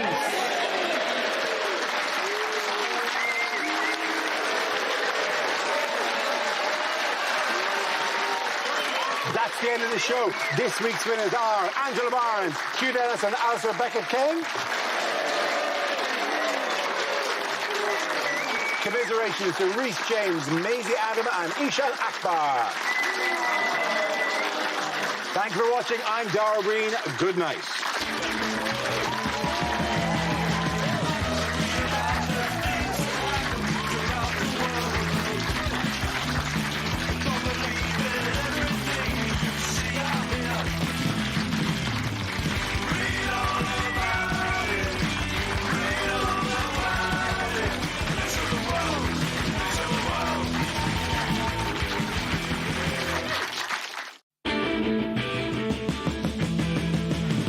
Read about the things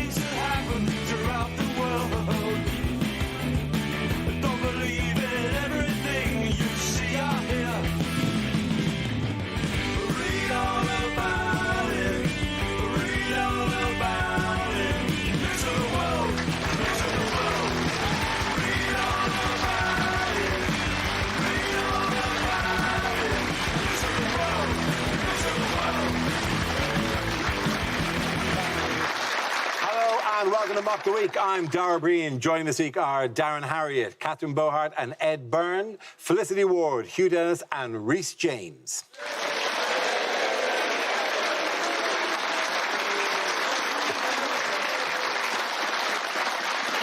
We start tonight with a round called Picture of the Week. I show the panel a topical image and ask them to tell me what's happening. So what's going on here? That's the most focused I've ever seen Boris before. He must be looking at a tiny version of Tinder. Is Boris saying, and you're saying this counts as one free school meal? He's probably going, look at this, Richie. This is a piece of the wallpaper I can actually afford. If we're really going to go political, is he looking for something interesting about Keir Starmer? Well, excellent balancing work there, Ed Byrne. If I was saying I'm confused, I shook it, but I still can't see her boobs. But I was thinking, going, so is this like a telescope for poor people? Is he reading the use-by date on that pack of condoms he's never opened? Oh, look, it's Petri Patel. I'm not sorry. I won't apologise. Is he saying if you magnify it 300 times, you can see the Labour vote in Hartlepool? Is it a picture from a school prospectus where all the kids have a really horrible ageing disease? It is, by the way, like every school prospectus picture ever, yeah. He's going, so what am I looking at? The economy. I found the Indian variant. What did you call me?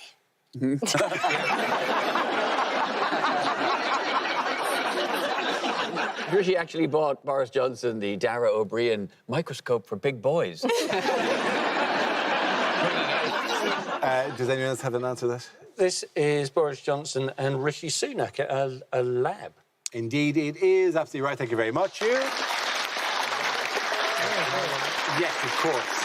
This is a recent picture of Boris Johnson and Chancellor Rishi Sunak in a week during which Boris Johnson urged caution as lockdown restrictions in England were relaxed. Now, what could disrupt the next stage of lockdown easing on the 21st of June? Oh, the Indian variant. The Indian variant, yes. The Indian variant does sound a bit like the Bollywood version of The Bourne Identity. The thing is that they left space. There was no travel restrictions from India for ages. They've sort of, they've shut it up now, which is a bit late. Yeah. It's sort of locking the stable door after the horse is in Bolton.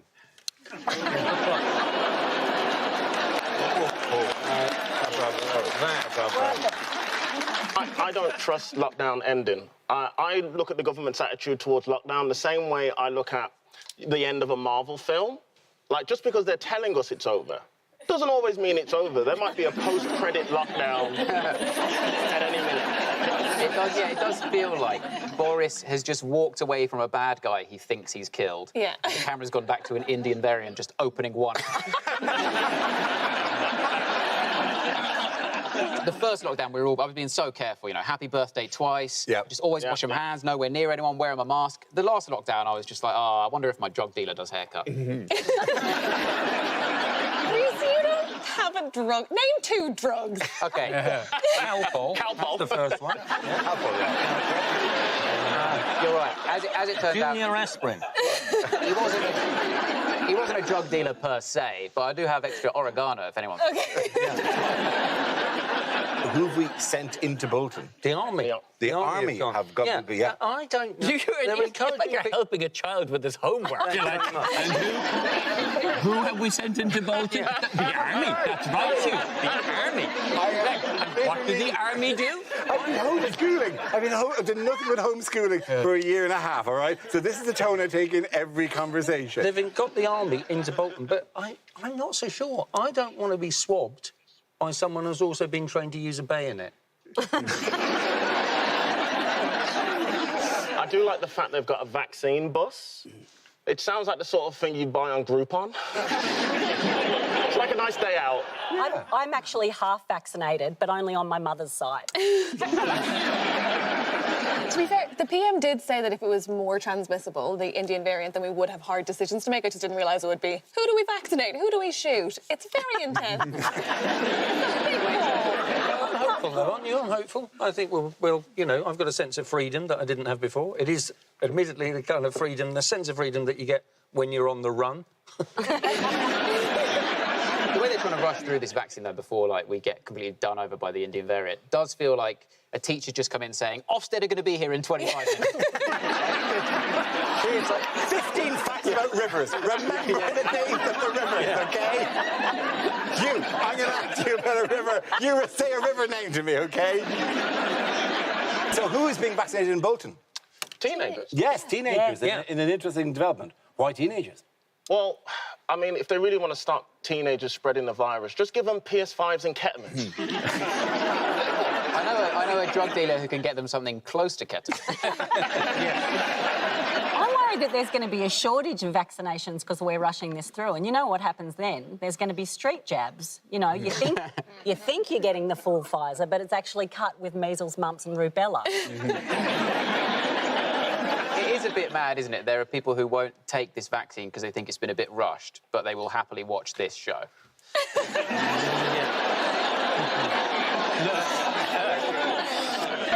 They've got AstraZeneca, they've got Moderna, and they've got Pfizer. And I know they're all vaccines, but they could easily be the names of tampons. So easily. You think about it, Moderna making you immune to period pain. I'd buy that. Wouldn't you? I wouldn't know. Why would I buy that? They could be the names of tampons. They could also be the names of Elon Musk's children. They obviously would, the vaccines would never be the same as tampons because vaccines are being given away for free. Well,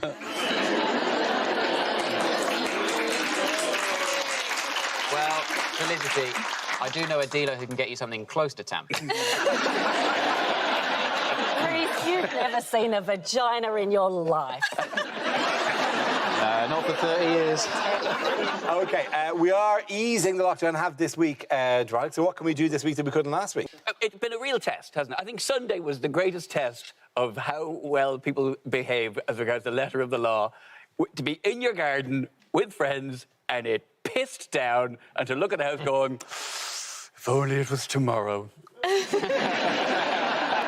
We can do lots of things we could do before lockdown. And don't get me wrong, I'm desperate to go back into the pub, partly because I left a pound on the pool table and I think I'm next up. The thing is, though, why do we need a traffic light system for this, right? It's just laws. Surely it's just yes or no. You can or you can't go. Are we going to start doing a traffic light system for all laws from now on? Are we that patronising? Are we 5 years old? We're just going to have to go, murder is in the red category. Having a boiled egg, that's green. Now, saying I could murder a boiled egg, that's amber. You see where I'm going? The UK last week, when they released the green, amber and red list, was the most awkward socially thing because they basically said to all these countries, you're on our green list. See, you're on our green list. And then waited for a week while none of them got back in touch. It was a real Rosa red, Violet blue. We can go to you, but can you come to... No, OK. It was so adorable watching the UK put Australia and New Zealand on their green list. I'm like, adorable. Like, I have Ryan Gosling on my green list. He's also not letting people in who have diseases. One exception, though. They sent out the invites to 12 countries and one said yes. Portugal. Portugal are now everyone's favourite country is Portugal now. People were a bit confused why Portugal were on it, because like the demand for flights to Portugal has gone through the roof, but apparently Portugal just went to school with Matt Hancock. OK, at the end of that round, the first going to Ed, Catherine and Darren!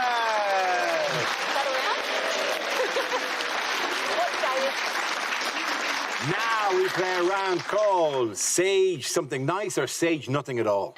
This game involves Felicity and Darren, so if you could make your way to the performance area, please. This round is a stand-up challenge. I launch a wheel of news, and wherever it chooses to stop, one of our performers must step forward and talk about that subject. OK, here we go. our first topic, please? The first topic is health. Who wants to come in that? Me? Darren. I haven't really been taking care of my health recently. I've been eating really bad. And during lockdown, I got into something I'd never tried before. I became addicted. Red wine. Yeah. Never had red wine before. Love it. I am all about the wine. Here's what I've learned, right? Don't read the label. You know, the label on red wine, it's always quite nice and fancy. It's like the smooth, aromatic, infused spices blended together. It sounds good. But here's my problem with the label, right? The serving suggestion. It always makes it sound like you've got a classier evening planned. It's like, oh, this wine goes well with lamb. Lamb? I'm not having lamb.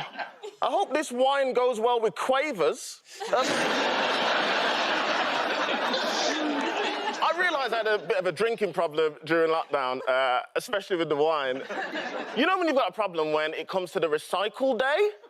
And I realised that I had to go out intermittently on the day to put my bottles out, because if I put all my wine bottles in one go, it would sound like a calypso band. I'm all over the place, man, like emotionally and with my feelings. All right, I'll give you an example of what happens to me, right, every now and again. Sometimes I'll be in my house, I live alone, it's just me, right? And I'll be like, ooh, I want some sex. I am in the mood for some sex. And I'll just walk around like, oh, man, I'm horny. I love that. Some sex, man. And then I'll go downstairs, make myself a sandwich, eat it, and I'll be like, yeah, that's what I needed. I was hungry, not horny. Thanks, guys. Thank you very much, Gareth. OK, that leaves us with Felicity. Let's see what your topic is. Let's spin the wheel. And the topic is relationships. OK. I have been in 3 long-distance relationships. The last one ended, sadly, in marriage. If you haven't been in a long-distance relationship, it's a powerful combination of abstinence and poor Wi-Fi connection. And I don't care who says they're fine with it, it's humiliating masturbating while wearing a headset. Honestly, it's... Just looking at each other, you're like, I think he's going to orgasm or land a plane. I don't know. Please don't tell me you're doing this from an internet cafe. And... You know, everyone's on Zoom now. You know, it used to be Skype, rest in peace. But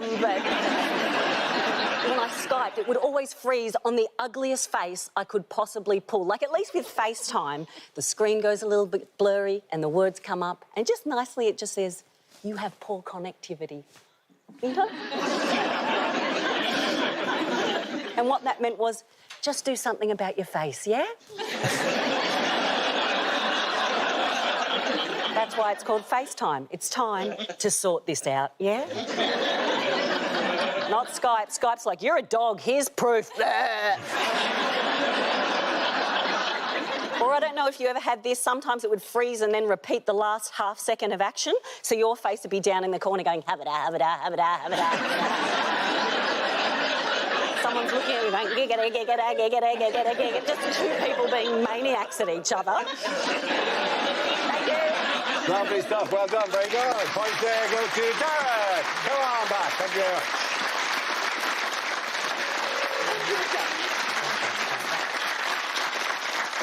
Our next round is called If This Is the Answer, What Is the Question? On the board are 6 categories. Felicity, which category would you like?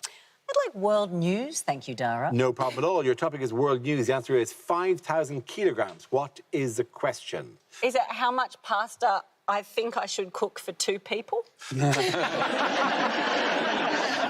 it how much shit is David Cameron in? Hi, Rishi. Still waiting for your response. Is it how much of a weight off my mind was it when I found out you can't get COVID from being sexy and cool? Is it how much more bread I ate over lockdown than Gwyneth Paltrow? Is it, you know Sesame Street? Yeah. How much meat do you reckon there is on Big Bird? Oh, could you imagine the roasting time? Oh, I know. Is it how much does James Corden's ego weigh? Didn't know so many James Corden fans in. Is it the amount of butter Nigella recommends you put on any vegetable? Yeah. What weight of baggage from a single passenger would cause Michael O'Leary to have a spontaneous orgasm? Is it due to a lie that I was forced to try and prove? How much did I have to attempt to bench press in a Year 9 assembly? What is the maximum load-bearing capacity of every lift at the Dunkin' Donuts Staff Retirement Village? If you're telling me the weight of your newborn baby, what would it have to be for me to give a shit? Is it? To the people of Lilliput, how much did Gulliver's Knob weigh? Is it what is the silicon content of the average episode of Love Island? Or is it how much makeup do they need to wear to achieve that natural look? Is it if my mum once saw me eat a pistachio, how many pistachios will I get for Christmas?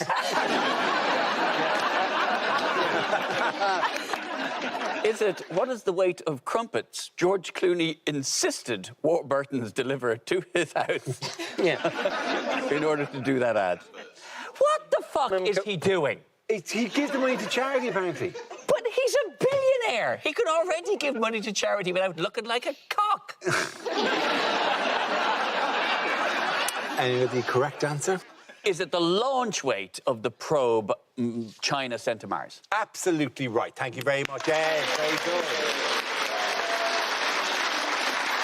Yes, the correct answer was, what was the weight at launch of the Chinese Mars spacecraft Tianwen-1? This is news on Saturday. The Chinese spacecraft Tianwen-1 successfully landed a rover on the surface of Mars. The probe was initially launched in July before beginning to orbit the red planet in February. So why is it significant? Well, because China is not on Mars's green list. Yeah.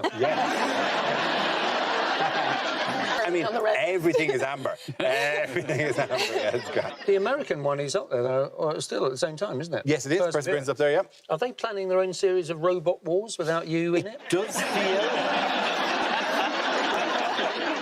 This takes the piss that for you not to host Space Robot Wars, you must be fuming. It would be everything I dreamed of. Me with this is the moment I have been building up to my entire life. Space wars with robots! The only way it could be more you if it was Space Robot Wars and the prize was a potato. What did you say to him? He went there. He went there. Potato, he said. Because I'm Irish. Oh, it wasn't because you're Irish. It was way more offensive than that. Reece, Dara is so into science, if you gave him a potato, he'd use it to make a battery. Whereas if you gave it to Reece, he'd make it a bong out of it, because he's a cool guy. I've got a leather jacket that I'm going to grow into.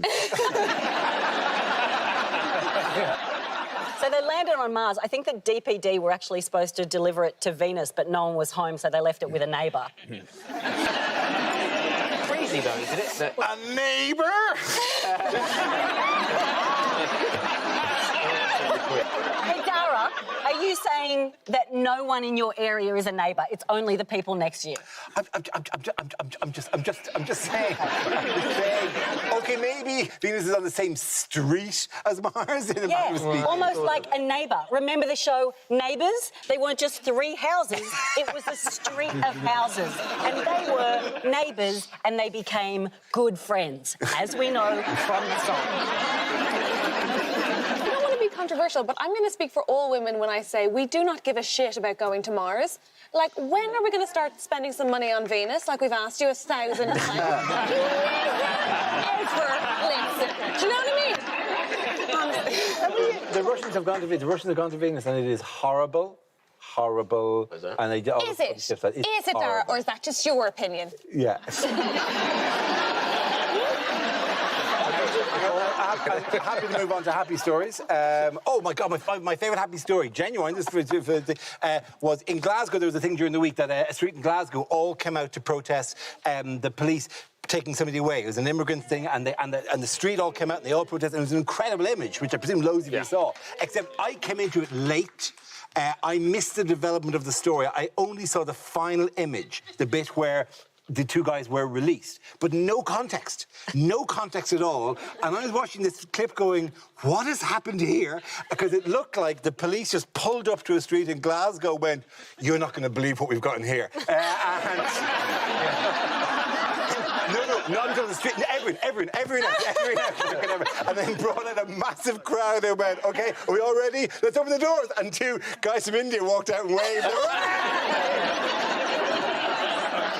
Moving on, because we have to at some stage. Oh. Why has this man been in the news this week? Because he's the mayor of Manchester. Yes, but why has he been in the news this week? He's being touted as a future leader of the Labour Party. By whom? By himself. By himself. He's a mayor, a real job. Yeah. I thought it was like a water boy or office fire marshal that would give to someone to make them feel like they're doing something. He's not Manchester's town crier. They don't bring about it. What's this? A mayor is just a guy with a sash and a big necklace who bangs on about making things. But it's essentially Miss World for losers. That picture of Andy Burnham looks like an Andy Burnham doll that the thumbs go in the mouth. Doesn't it? Just looks perfect for his thumb to go in. But also his hair is woven into the shape of a flat hat. Very, very on-brand northern. Labour just have no fight in them at the moment. No. Oh. I mean, like, in the past, they've had these great, like, campaign slogans. It was like, Labour for the many, not the few. Labour, it's time for real change. Right now, it might as well be Labour. No worries if not. Did you know that the red wall is the only political failure you can actually see from space? I'm not sure which is more depressing. The fact that Labour can't seem to come up with a better policy than simply, we're not the Tories, or the fact that that isn't a good enough policy. Things were bad for Labour, and then they changed faces, and then they changed who was in charge, and now they're collapsing from within. It's a classic sugar babe scenario. But unlike the Labour Party, the sugar babes are still performing. At the end of that round, the polls go to 50 here in the race. Now we come to scenes we'd like to see. So if everyone can make their way over to the performance area, I'll read out this week's topics, and then we'll see what our panellists can come up with. OK, here we go. Our first subject is rejected exam questions. Is English folk music still relevant? Yes or hey, nonny, nonny, no?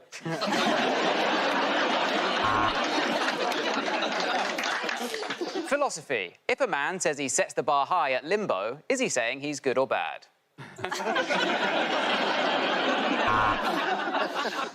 Given that all mammals rely on a heart, explain Priti Patel.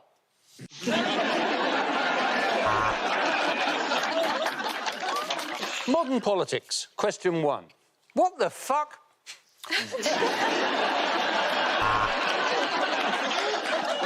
Welcome to your French oral exam. The swimming pool is closed and the library has burned down. Describe your little day out now. Who are Hamill and Zuckerberg? 2 marks. For extra marks, explain Carl. Geography. Locate Copenhagen. Denmark. It on the map.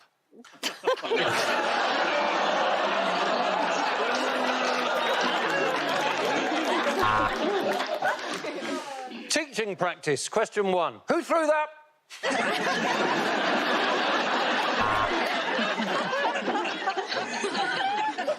What's whiter? A polar bear, a snow leopard, or the Friends reunion?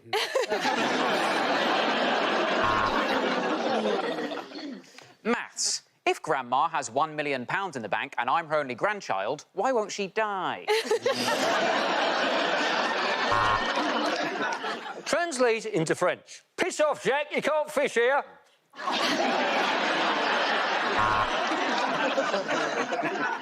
Astrophysics and thermodynamics. Compared to the surface of the sun, how hot is Professor Brian Cox? Am I right? Maybe. True or false? A periodontist is a dentist from Nando's.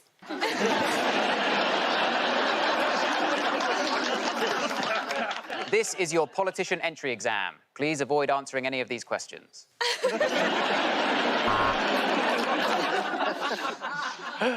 David has one banana in his pocket. Or is he just pleased to be in an exam question?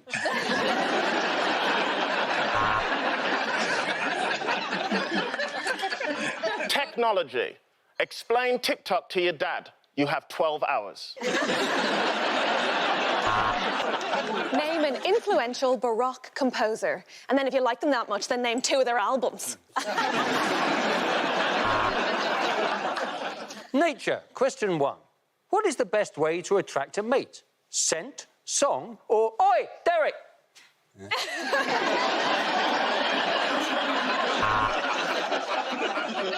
Nursing qualifications. Have you got the uniform on? Just go! The wards are that way! Just go! Next topic is unlikely lines from a blockbuster movie. OK, so let me get this straight.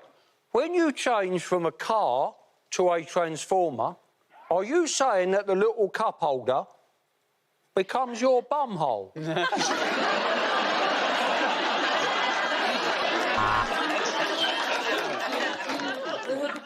It's Free Willy, starring John Barrowman. May the force be with you, and also with you. Sorry, Catholic habit. You've been bitten by a radioactive Anton Deck, and now you are Why-I Man.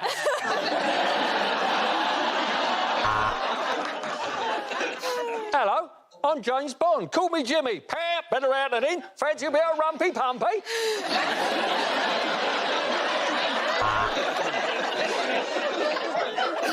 What do you mean you can't tell I'm Spider-Man? I'm in your bath.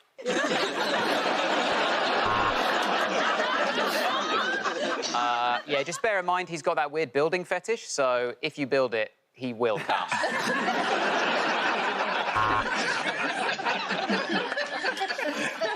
Don't make me angry. You wouldn't like me when I'm angry. Mate, I don't like anyone when they're angry.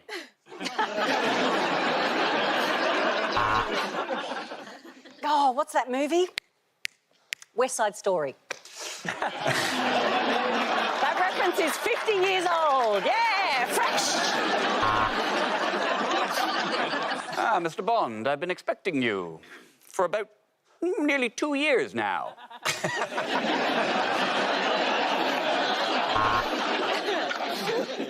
You're telling me I could save the entire world just by installing updates on my laptop right now? Remind me tomorrow.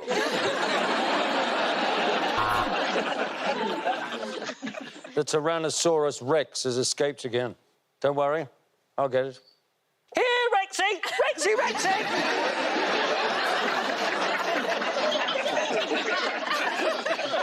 We're gonna need a bigger boat. Or, ideal world, a smaller shark.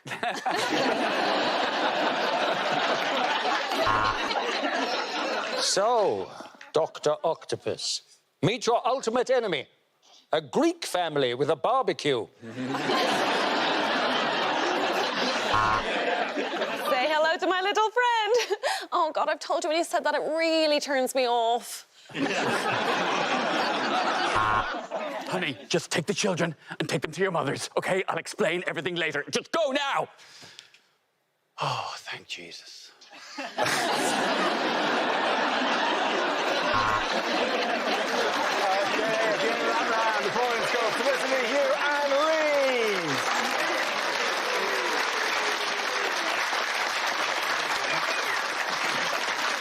And that's the end of the show. This week's winners are Felicity Ward, Hugh Dennis, and Rhys James.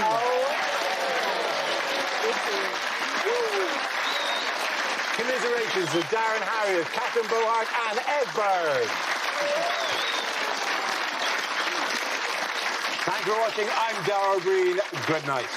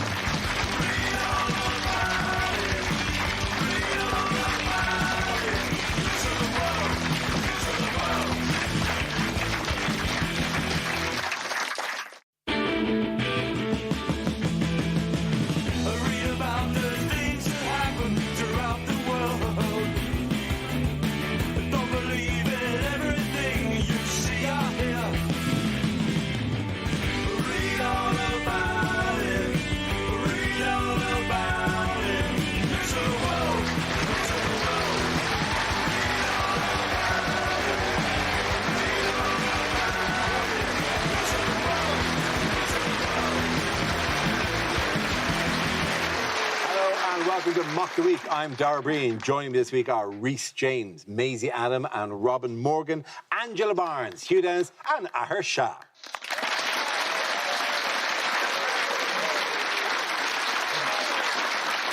We start tonight with a special prize for who on the Zoom crowd looks most like Nicholas Parsons. Well, only one winner.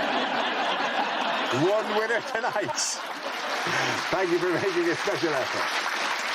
We start tonight with a round called Picture of the Week. I show the panel a topical image and ask them to tell me what is happening. So what's going on here? See, he has to wear a high-vis jacket so women can see him coming. I feel already too many women have seen him coming. I've got to be honest, this is not how I pictured Sadiq Khan's dad.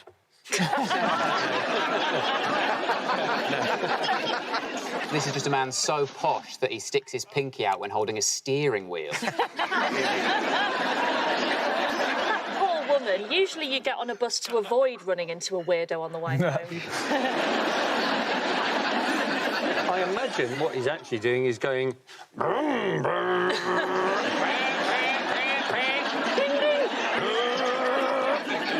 He's actually on the number 3, or Carrie, as she's known.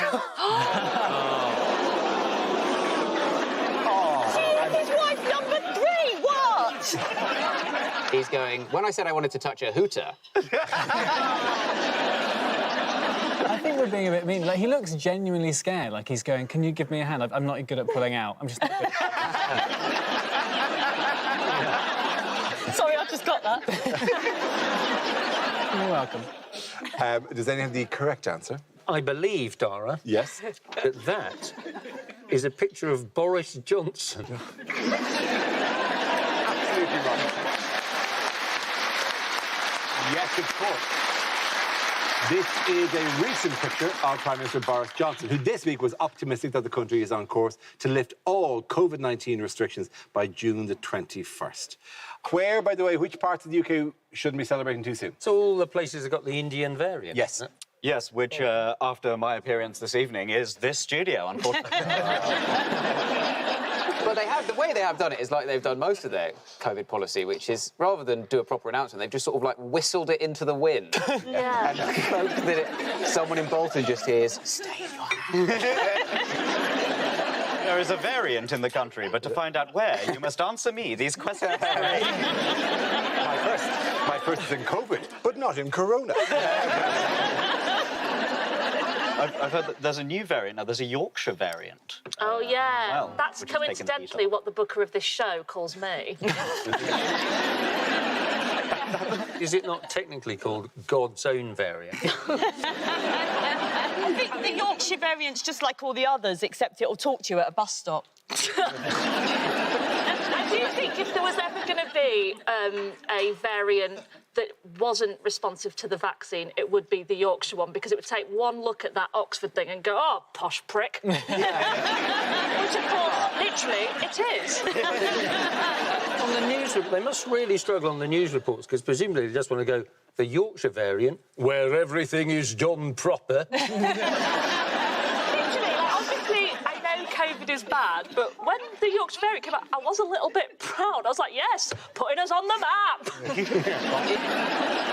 Is the Yorkshire variant particularly bad because it all runs down into the dip?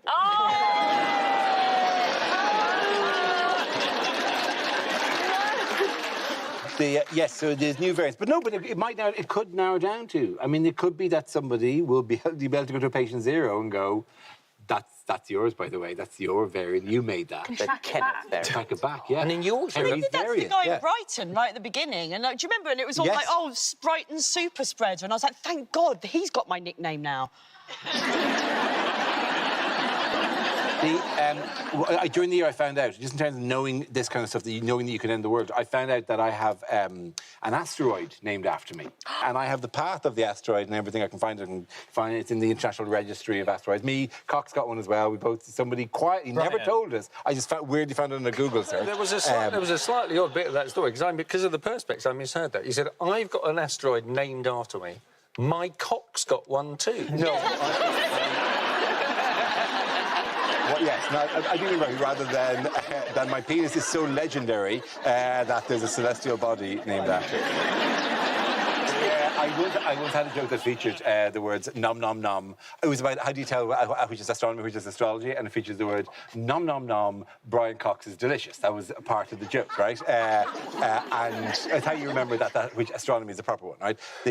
And then somebody texted me after a show in Southend going, yeah, good show, but some people didn't get it. There was a woman I heard as she was walking out going, I like that show. I particularly like the bit that went nom nom nom. Cocks are delicious.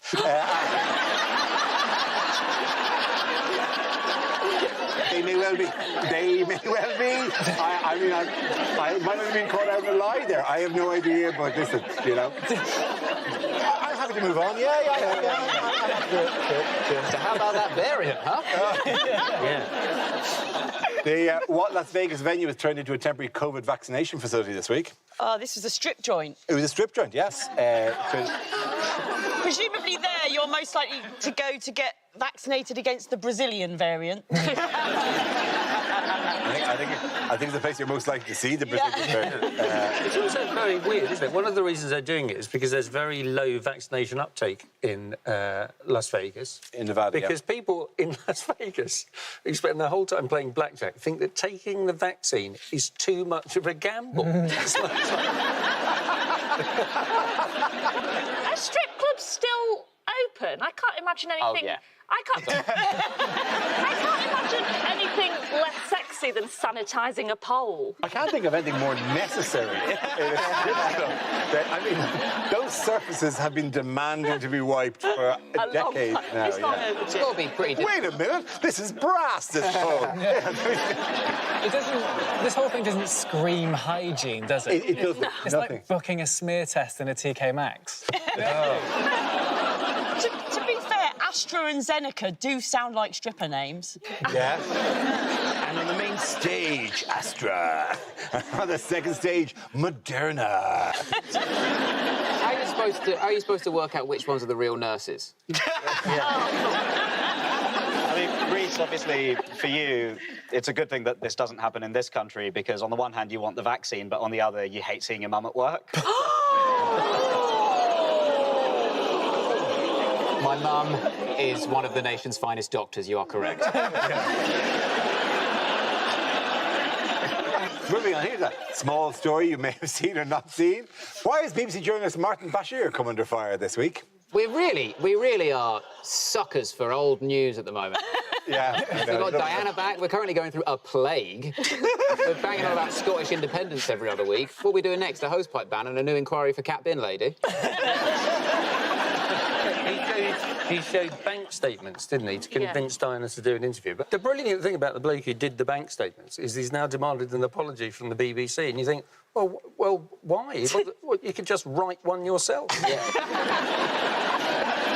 how old this story is. One of the pieces of evidence is a paper bank statement. This is the thing, though. It was back in 1995, so I'd really love to see the forgery from 1995 because by today's standards, it would just be hilarious. It was probably just like a NatWest logo drawn in felt-tip pen. Oh my God, you're talking about 1995 as if it was the 16th century. Still an element of like it was probably someone with one of those Letraset things, just putting them out and then rubbing them onto the page. He gave it to Earl Spencer and was like, if you smell it, it's gel pens. In 95, Photoshop was a photo shop. I didn't really get the whole bank statement thing. Like, is that how you gain access to Princess Diana? Like, show her a utility bill? That's how you get Apparently, the documents he forged to get access to Michael Jackson was he just made a Lego driving licence that said he was 9. I've got one of those. Isn't it sort of insane for the head of the BBC to be apologising about all of this? He was 10 when this happened. Yeah. It's like when your girlfriend makes you apologise for something you did in her dream. I mean, Bashir did this, but actually what was probably more damaging, people said, oh, because of this, it led to... And you're going, yeah, and do you know what else he did? He went up to Charles and went, hey, I think Camilla fancies you. I'm just not saying anything. Look, I'll say nothing. What goes on Royal Tour stays on Royal Tour. Not surprising, is it? We all know that the BBC deceive. I mean, since 2010, I have been a hologram. At the end of that round, the boys go to Robin, Maisie and Reece.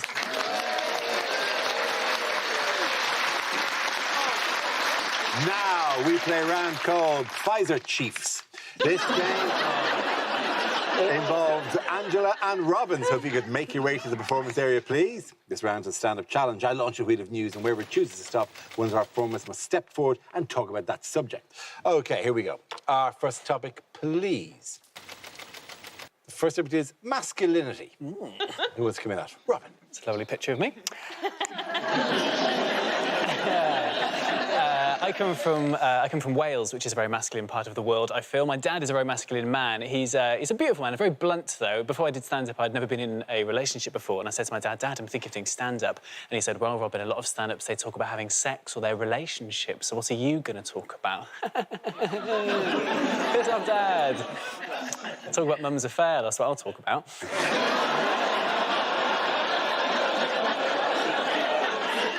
Hi, if you're both watching.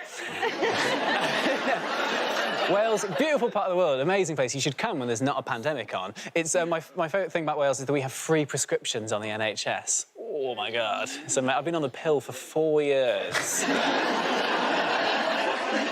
It's just nice to regulate.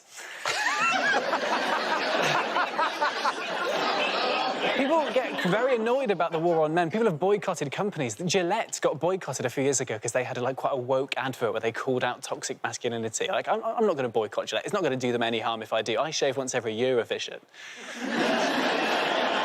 It's going to do them no harm at all. But I can't boycott Gillette. I'm not going to boycott Gillette. I can't use Wilkinson sword. Wilkinson sword?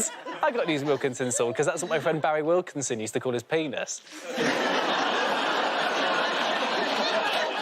Just brings back so many memories, you know?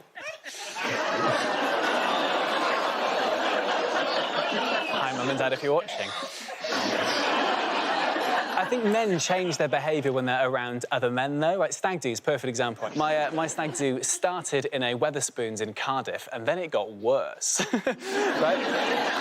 Wetherspoons, they're always in such, like, old, grand, beautiful buildings. Like, you've kind of got to respect them. Like, Tim Martin, the guy who created it, like, imagine the balls of that man to go, like, I'm going to create a chain of pubs in old, beautiful buildings. Cool, they're going to be nice inside? No. You're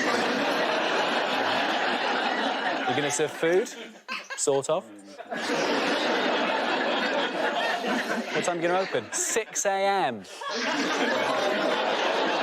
You drink from 6 a.m. like an airport? Yes. Except no one's going anywhere. Thank you very much, yeah. Come on. Well done. Very good. OK, that leaves us with Angela. Let's see what your topic is. Let's spin the wheel. And the topic is children. Yes, I don't have kids. My fiancé and I, we don't want kids. We're in our 40s now, so we sort of sold on that idea. You know, it's unlikely to happen anyway now. His sperm sort of gets to the egg and just forgets what it went in there for. Sometimes people can't get their head around you being a woman who doesn't want to have kids. It really blows their minds. And sometimes I've had people get angry with me, like on Twitter when I talk about being happy and child-free. They get really angry. And often it's the same people who are also angry about high levels of immigration in this country. Well, are we full up or not? Pick a team. Loads of my friends have kids, and I love my friends' kids. I do. I take them out, I spoil them, I treat them. I love that. There's one I hate, but the rest... Awkward, isn't it? It's awkward when you hate one of your friend's kids. I don't know if you've had that. I think my friend knows I hate her kid as well. Yeah, she knows. He's an only child. They live in a block of flats. For his birthday, I bought him a seesaw. It's different. Kids today, it's different. Like, a couple of years ago, right, I took my friend's kid out for the day. Now, look, some of you watching at home, you'll be the same age as me. You'll have grown up when I did in the 1970s, when our playgrounds were made of concrete, weren't they? Concrete and scaffold poles. There was none of this bouncy shit on the floor, was there? You fell off concrete onto concrete. That was it. In the 1970s, a kid's playground was completely indistinguishable from a building site, wasn't it? The only way you could tell the difference is that on a building site, they made you wear protective clothing. We went out to fend for ourselves. No one born after 1987 knows what it's like to have a scab that lasts for 6 years. Thank you very much, Angela Barnes. Well done. Points there to Robin Morgan. Come back. Come back. Thank you. Our next round is called If This Is the Answer, What is the Question? On the board are 6 categories. Robin, which category would you like? Entertainment, please. OK, your topic is entertainment. The answer is 0. What is the question? Is it how many BBC channels will there be next year?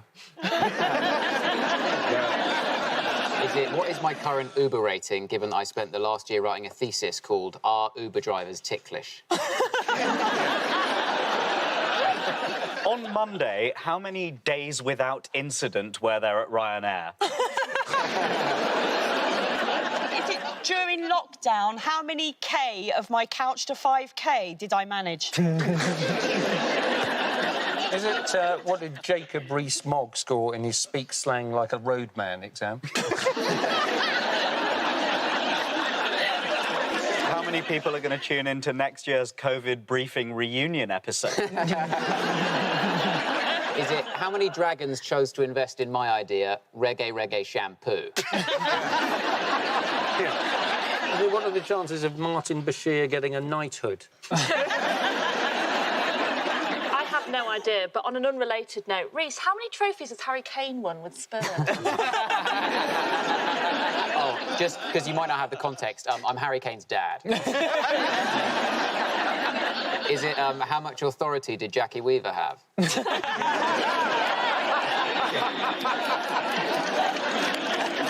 it how many seats the Tories would lose if Boris went on telly and just killed Attenborough?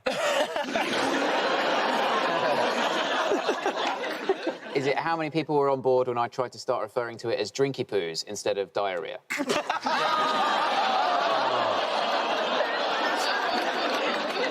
Is it how many nipples do I need? I like the idea that you think you have a choice. You're just looking down going, oh, I've over-ordered. I could lose 1 or 2. Yeah. You have the correct answer. Is how many points did we score in Eurovision? Absolutely right. Thank you very much, you Dennis.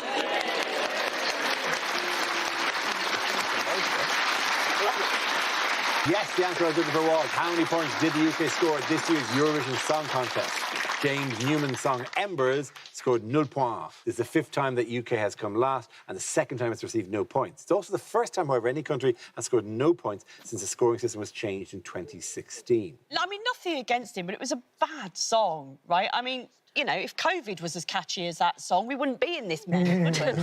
I think by the end of it, I feel as though James Newman was the only man in Europe who wished that he'd been diverted to Minsk. In the end, though, it was entirely our fault because the song wasn't just called Embers, it was called Embers, open brackets, we've got more vaccines, close brackets.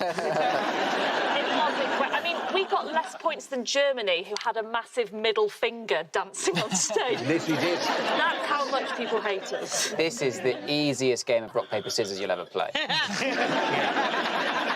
We don't even get into the thing, but yeah, I mean, honestly, getting 0-0, getting 0-0, you might as well have sent in Martin Bashir singing Candle in the Wind.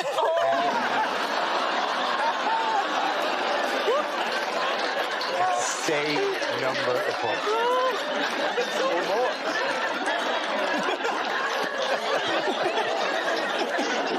Trying to justify it by saying, you know, oh, it's all political, it's because of Brexit, and, you know, that's why... It's like, no, it's a bad song. I mean, Israel got 35 points. Oh, look, Russia got more points than that when Russia weren't allowing gay athletes into the Olympics, and Eurovision is the gay Olympics, and Stephen then, they got more points than Britain did. Like, but it's not just, can't just be political. No. To be fair to the Russians, I did quite like their song, We Will Literally Cut Off Your Gas Supply.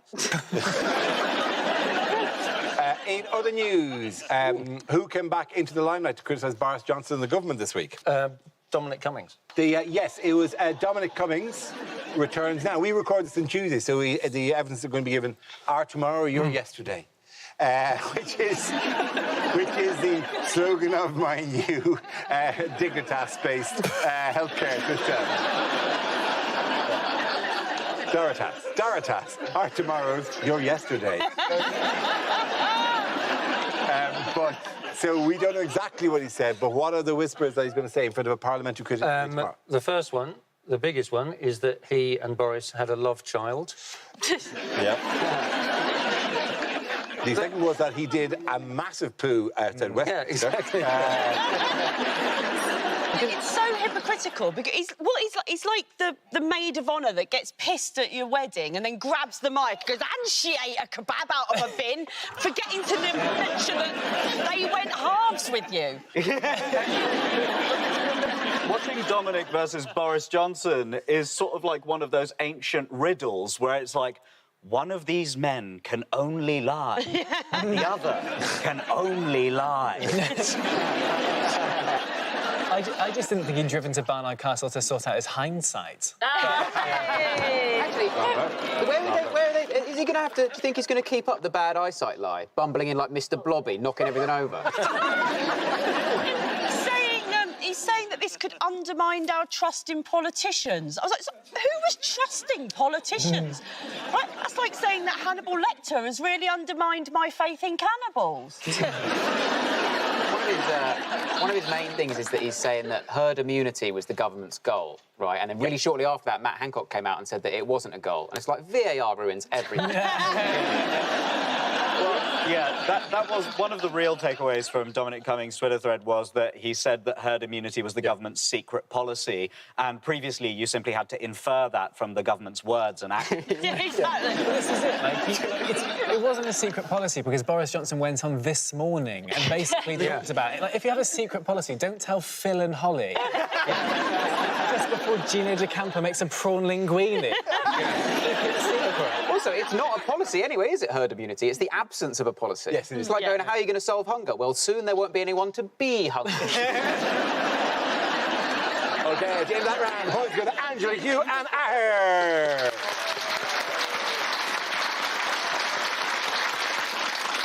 Now we come to scenes we'd like to see. So if everyone can make their way over to the performance area, I'll read out this week's topics, and then we'll see what our panellists can come up with. OK, here we go. The first topic is unlikely things to hear on a political show. Well, I have a question for you, Andrew Neil. Why do you look like Hagrid's ballsack? As of last Thursday, the Prime Minister has a mandate, which is unusual because he normally only shags women. Well, it's a British politics first, but you join us here on Channel 4 for a Party Leaders Naked Attraction special.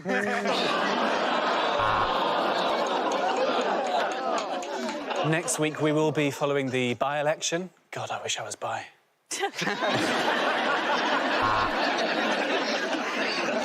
Priti Patel has become Prime Minister after literally everyone else has been deported. Well, I think we can all agree that the government has made that very clear. Our next guest is a cabinet minister accepted by both colleagues and experts as the biggest wanker in politics.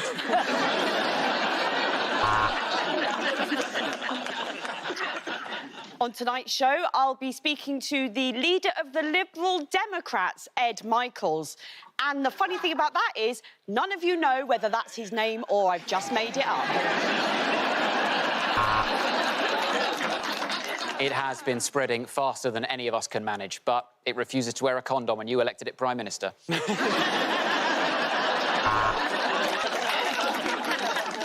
Next, we have an exclusive interview with Carrie Simmons with our news correspondent, Martin Bashir.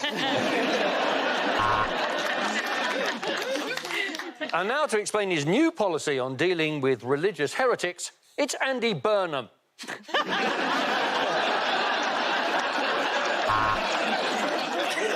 Time now for the leaders' debate, hosted by Paddy McGuinness. Remember, no likey, no voting. Well, I think I can see more green peppers than red tomatoes, so it looks like we're bringing back hanging. Will it go red or will it go blue? That's the question everyone's asking. I've tied an elastic band round my knob and it's time to find out. So, can I just ask a general question of the whole panel? Is it just me, or has anyone else got the horn?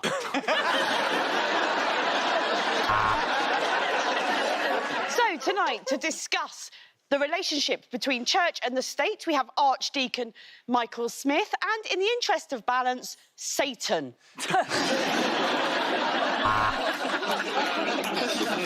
Thank you very much for that question, Joe. Now, if you wouldn't mind, I'd like to answer through the medium of lying.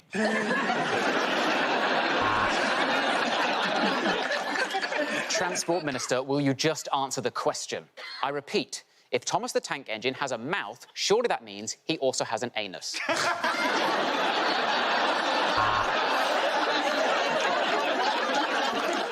Matt Hancock, did you give a PPE contract to somebody who, and I quote, had kind eyes?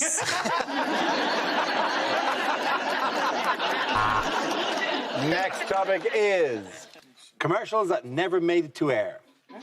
I'm afraid that just by watching this advert, you owe us a tenner. Ryanair. Oh, that noise means someone's at my Ring doorbell. Oh, it's my brother. Well, that's weird. He knows I'm at work. Oh, it's OK. My wife's letting him in. Hi, I'm Martin Bashir, and this is my masterclass.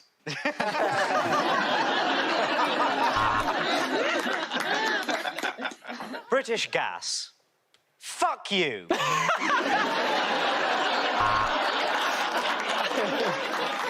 KFC. It's finger-licking good. Know your own fingers, Darren. Daddy or chips? Daddy or chips? Please gamble responsibly. Each bar of our chocolate contains a glass and a half. So be careful, because that's a lot of glass.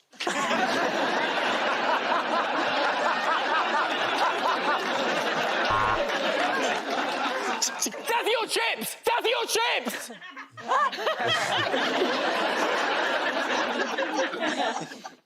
Got thrush. Done on. Red Bull, a panic attack in a can!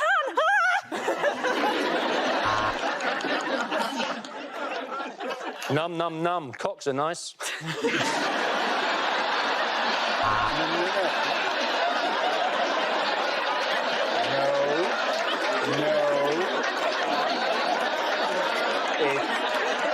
It's nom nom nom. Cocks are delicious. Ah, Bisto. For my money, the best lube.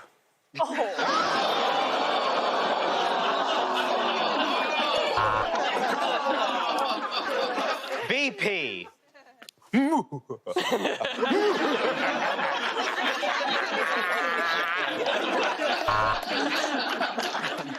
Sick of limescale? Dingy plug holes getting you down? Well, then you should get some perspective, Susan. People are dying. You're going to want a third wave wearing our lovely leather gloves.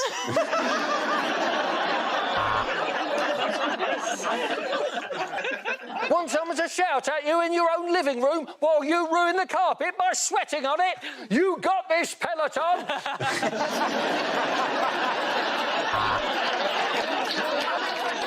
Hi, I'm Lenny Henry, and I've wanked in every Premier Inn.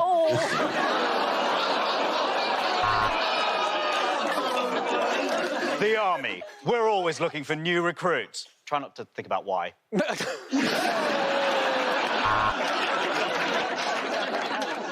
Eggs. At the end of that round, the boys got a Robin, Maisie and Reese.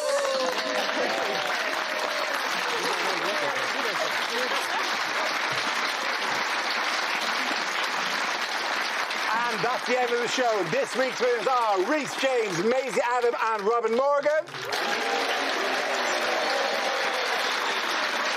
Commiserations to Angela Barnes, Hugh Dennis and Ahir Shah. Thanks for watching. I'm Dara Breen. Good night.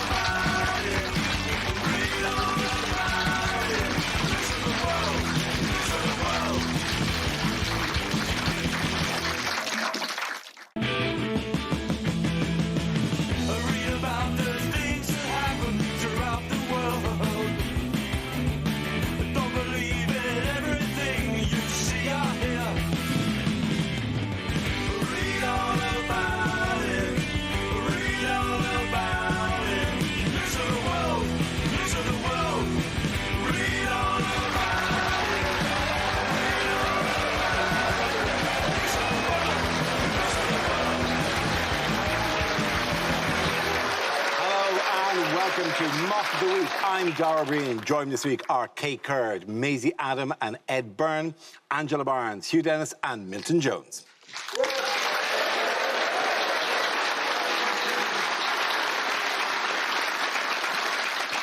We start out with a round called This Is the Answer. What is the question? On the board are 6 categories. Kay, which category would you like? Can I go for home news, please? You can, of course. Home news it is. The answer is 199 years. What is the question? Is it, how long do you have to wait before you can use Bitcoin to buy a pint? Is it how long should you get in prison if you misuse the word staycation? I will die on this hill. Here, I'm totally with you on that. Is it how long is Carrie Simmons going to self-isolate for after her wedding, just in case? Is it how long till Dominic Cummings says, I should probably let this go now? Is it how long does it take to export a packet of sausages to Northern Ireland? Is it, how long is it going to be before the UK's in with a shout at the Eurovision? Not until the seas rise. Is it? Ideally, when would Boris like the pandemic inquiry to start? Is it what would be a really frustrating age for a cricketer to die?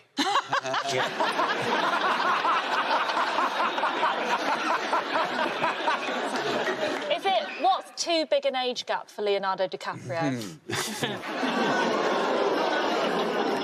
Is it when should we expect our next Labour Prime Minister? Oh. Is it how long it's going to take us to get round to doing all the things we said we were going to do when this is all over? Does anyone have the correct answer? Is it what life prison sentence sounds like a little bit of a bargain? Is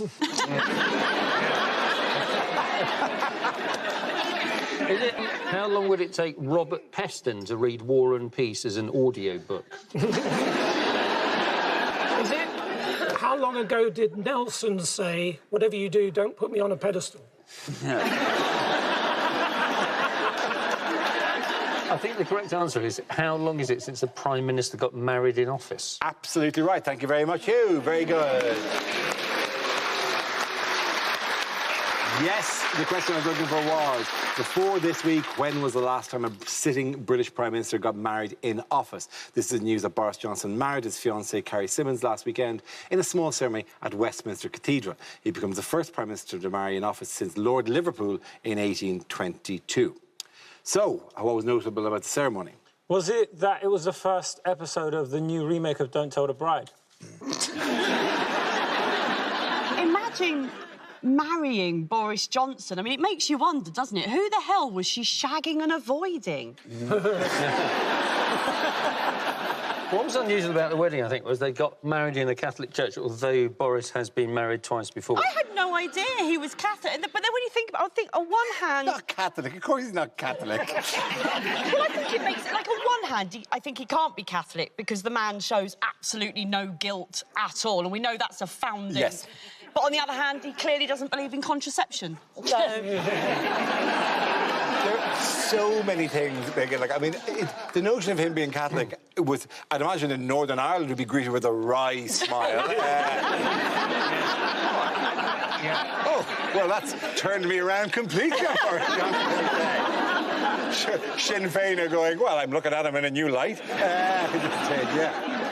I think we're knocking it too much. I think it is absolutely lovely to see them get married. I mean, there are some things that money can't buy. And for everything else, there's a Tory donor. And the reception was taking place in the gardens of 10 Downing Street, which means it was actually the gardens of, because they've done a flat swap, of Rishi Sunak, who was also not invited to the wedding. And apparently they danced till 1:30 in the morning while Rishi Sunak was like every 20 minutes coming out and going, hey, I don't want to be that guy. We kind of said midnight, didn't we, if you could pick up your stuff? I can't imagine agreeing to be someone's third wife. Like, I don't like it if I've got a car that's had 3 owners. Carrie's friends must have just been like, Carrie, when we said find a sugar daddy, we meant like not the honey monster. One of the papers, because the Times even reported in the most magical of way that, oh, how beautiful for Carrie to have finally beaten Dominic Cummings. Because what woman on their wedding day doesn't go, I finally beaten Dominic Cummings. This is it, I got married. It just goes to show that Dominic Cummings could be defeated by the biggest power of all, true love. I think it was maybe just a little bit on the nose to have a Dominic Cummings piñata at the He got a limo for her to the to turn up in, didn't he? Like, it felt like it was a Sweet 16 prom or something. Like, I was expecting the wedding reception to be at Chiquitos. I feel sorry for Boris Johnson because I know him a bit from the hairdressers. I saw one report that described, because Carrie rented the dress, she didn't buy the dress, she rented it, and I saw one report describe it as a working-class wedding because she hired the dress, and I was like, hiring a dress isn't what makes it a working-class wedding. A conga is what makes it a They couldn't do a conga this thing because Rishi would be out again. Hi, guys. It looks like he won her in a hoopla.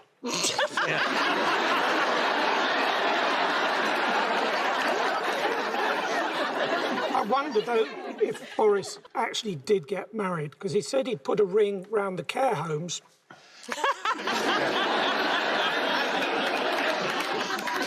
By the way, in all of this discussion, we have to say, we say it's very regular in the show. We record the show on a Tuesday night. It doesn't go out till Thursday, so we're just presuming by Thursday they're still married. We're just going to make that. Does anybody else think, no one told you, if you didn't know who those people were, That looks like a photograph of a man begrudgingly about to walk his daughter down the aisle. That's what that looks like. He's too good for you. I'm just wondering how many times in the evening she shouted, "Mind the wallpaper, mind the wallpaper." They also said, didn't they? There was a press report saying that they're not having a honeymoon because Boris wanted to go straight back to work at number 10 and get on with dealing with the pandemic. You think, no, they didn't have a honeymoon because there is literally nowhere to go. Meanwhile, what major event could be delayed by COVID again? My tour. Yes, it is. Is your tour still called 2020 is going to be my year? So, no, it's not Ed's tour, although that is obviously a subject of great... It's the Olympics, isn't it? It it's is the Olympics. The Tokyo Olympics, which might be cancelled, which is a shame, because the Olympics is 2 weeks of the toughest test for any virus. You can understand it. You can understand that Yes. it might be being delayed. Because, like, also, how long is the relay going to take when they have to sanitise the baton each time they pass it? No one's going to get a personal best with that. No one. That time's going really slow, actually. Look, there are some athletes that definitely want it cancelled. I mean, nothing puts the fear of God into a cyclist like the phrase mass testing. There was a fear that you would have a Tokyo supervirus, which is a terrible mascot. Basically, I mean, it is due to start in 2 months' time. And, you know, I keep coming back to the horses. What are the horses going to do? The horses are presumably on a boat somewhere, being driven through the Indian Ocean at the moment. The horses from here, obviously, for the equestrian event. No idea what they're doing here. They won't get... And then have to turn around, go back again along the Indian Ocean. They spent 6 weeks sitting in the Suez Canal for no reason they could work out. You've never sounded more Irish than saying the phrase, "I keep coming back to the horses." Come back to the horses! What are we going to do with the horses? No one's thinking of horses! Who's going to bring the horse to Tokyo? You could be an ad for Caffrey's or Guinness or something, just you standing there in a misty meadow. I keep coming back to the horses. Do you know, the other thing which has started is the torch relay is already going. The torch relay is on its way, and you're just hoping somebody please tell them, because it'd be terrible if the last runner gets to the stadium and there's just one bloke sitting there with an unlit cigarette and he goes, "Here, light this." I've got some terrible news. I'd love to know what the effects of the Olympic variant would be. Like, in years to come, are we just going to see people from Tokyo, like, putting the shopping away on the top shelf, just like... That was shot put. That was shot put. Yeah. But you couldn't do the spinning around. You couldn't do the spinning around one, though. Do you want me to do rhythmic gymnastics? But they do them on Zoom. Do the whole thing on Zoom. Imagine rhythmic gymnastics on Zoom. Just somebody... I mean, maybe it's an opportunity to start... Peloton would be great. All the Olympic athletes with somebody going, "Good work, team. Great job. Great job. You got this. Tokyo 2020. You've got this. And if you want to do socially distanced boxing, knock yourself out. At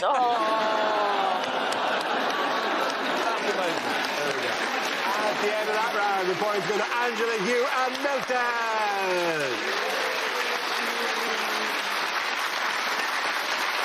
Now, we play a round called Matt Hancocked It Up. This game involves Milton and Case. If you could make your way over to the performance area, please. This round is a stand-up challenge. I launch a wheel of news, and wherever it chooses to stop, one of our performers must step forward and talk about that subject. OK, here we go. Our first topic, please. Let's spin the wheel. The first subject is food. Who wants to come in with that? Kay. I found out I became middle class recently. I know, it was a blow to the heart. But I found out I became middle class recently because I became lactose intolerant, right? No, that's a sign of social mobility, guys. That's why Thatcher took away the milk. She knew what she was onto, OK, right? But it's annoying being lactose intolerant, man, because I realise there's certain things I'm never going to be able to do. Like, I'm never going to be a superhero. You look at Superman's weakness, it's kryptonite. What's mine? A chalk ice? Right? You know, who's my arch enemy? The milkman? Like... It's annoying. There's so much things you can't do. Like, do you know what I mean? Like, girls will say things like, "My milkshakes brings all the boys to the yard." I'm just there like, can't come. But do you have a soya-based alternative? You don't even sound hard asking for soya milk. I go into coffee shops asking for it like it's an illegal substance. Like, yo, you got soya? And the guy still makes it obvious. 1 soya latte! It's funny, though, how some foods have, like, class attached to it now. Like, people always bring up hummus and falafel, which to me is very weird because I'm from the Middle East, and in the Middle East, hummus and falafel is just street food, which begs the question, is the same thing going on over there? Like, you know, downtown Dubai, Mohammed and Ahmed, they're looking for something new to eat. He's got, oh, I've got a new delicacy. You're going to love it. What is it? Shepherd's pie. Do you know what I mean? Fatima and Layla walking around Beirut, you know, I've got some new classy establishment we can go to. What is it? Gregos. Well done, Kay. Thank you very much. That leaves us with Milton. Let's see what your topic is. Let's spin the wheel. And the topic is danger.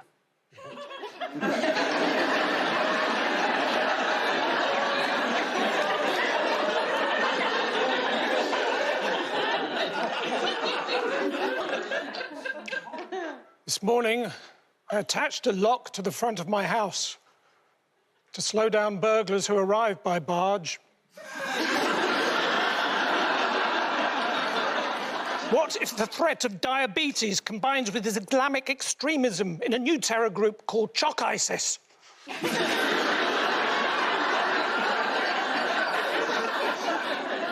couple of days ago, I failed my driving test for going 31.5 miles an hour in a primary school.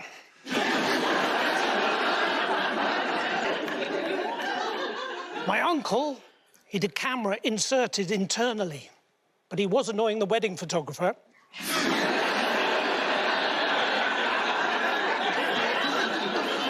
If you've got to tell someone bad news, best thing to do is to cut the words into the back of their hair.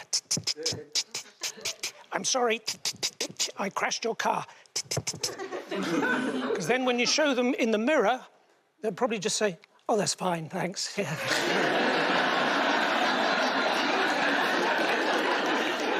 And if you get into a fight with someone, hit them as hard as you can straight away. Although I now know with hindsight that when my grandmother said, do you want to take this outside, she was talking about my bike. Well done, thank you very much. Points there go to Milton Jones. Come on, both of you.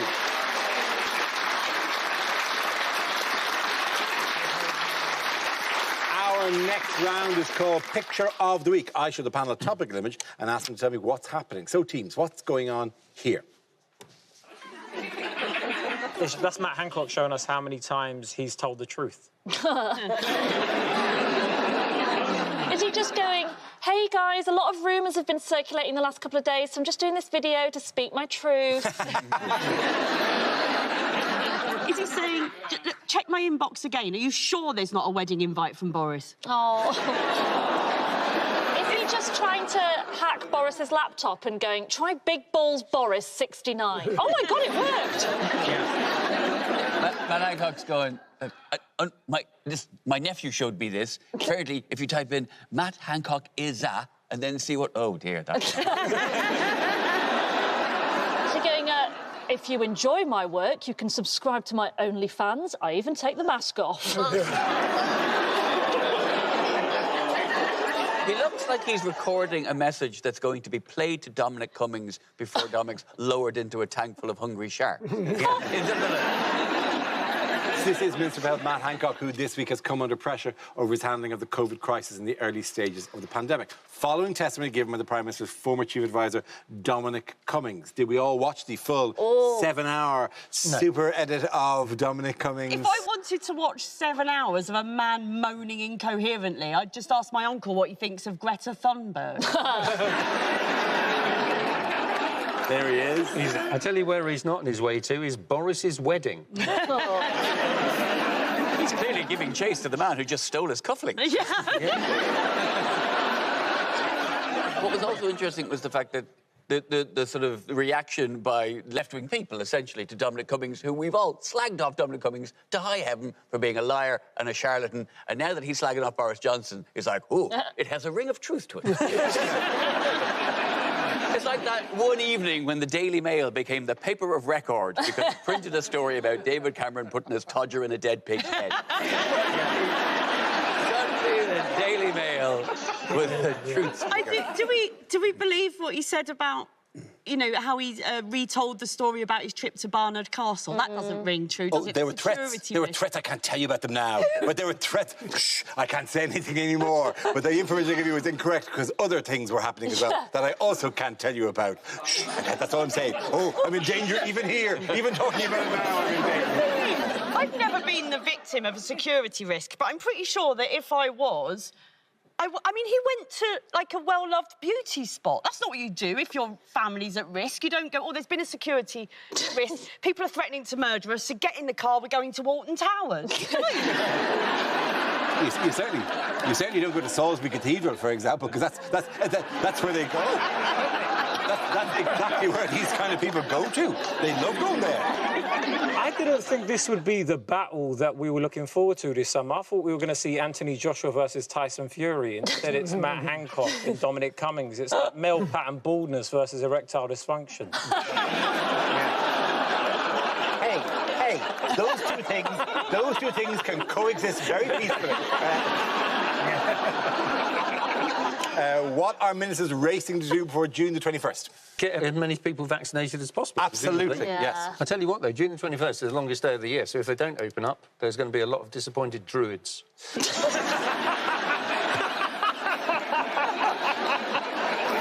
is the Lexus of power in this country, is the druids. What are the druids thinking? Well, we've all made sacrifices, haven't we?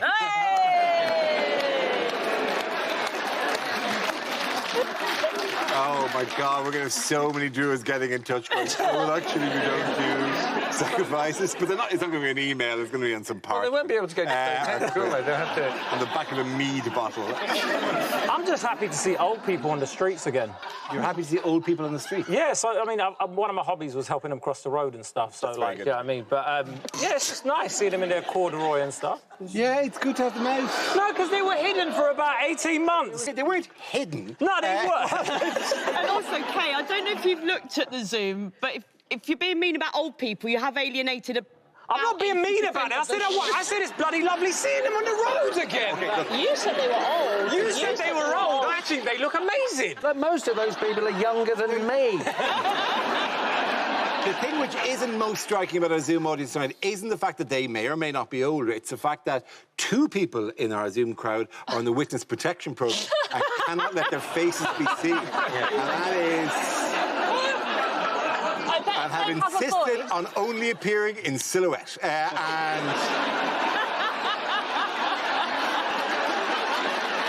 You just know if those two had a voice, it would be a voice that's very much like this finished daughter.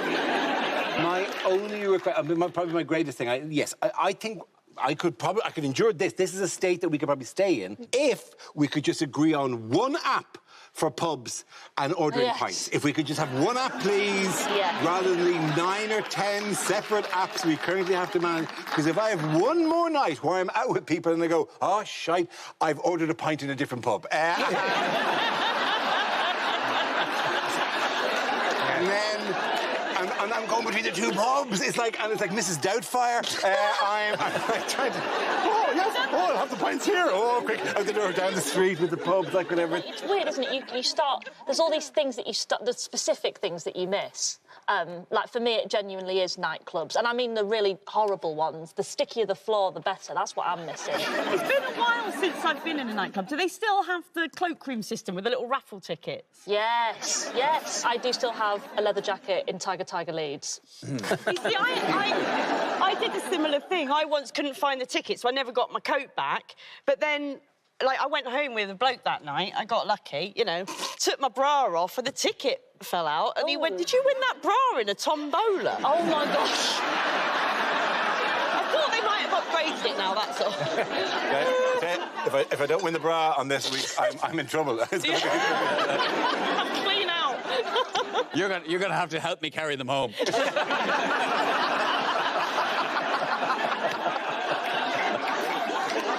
I thought I could get a couple of pint glasses.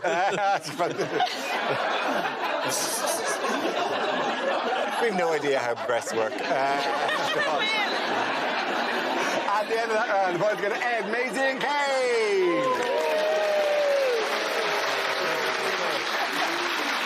Now we come to scenes we'd like to see. So if everyone can make their way over to the performance area, I'll read out this week's topics, and then we'll see what our panelists can come up with. OK, here we go. Our first subject is lines you wouldn't hear in a TV detective show. This is the profile of the killer. As you can see, all of his updates are about how he loves killing.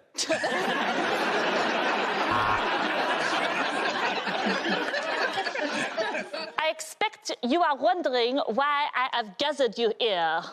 It is because you have all failed your French oral. Can't just blame it on an innocent black man. Oh, you said unlikely lines.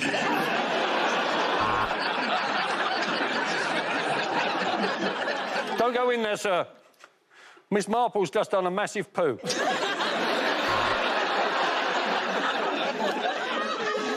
His name is Magnum P.I., named, of course, after the gun that he carries, and also because he's got a knob shaped like a chalk ice. Oi, nucleus, cytoplasm. You're going to be sharing a cell.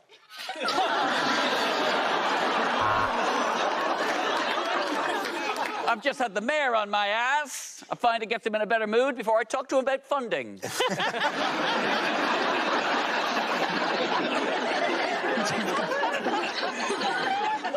Cause of death? The autopsy. Turns out he was just asleep.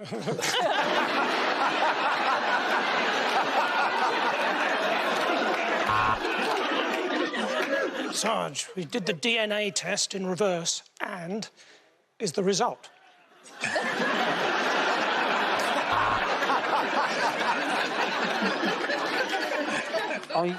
Are you sure? I mean, I know nothing about pathology, but I'm pretty sure that hole in his bottom wasn't caused by a bullet.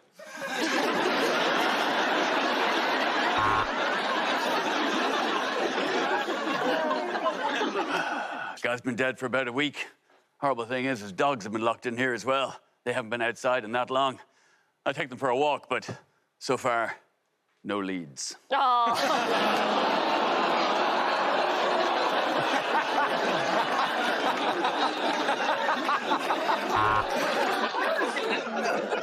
Sir, I've just seen the Peaky Blinders. Well, where are they off to? Something about Bernard Castle for an eye test.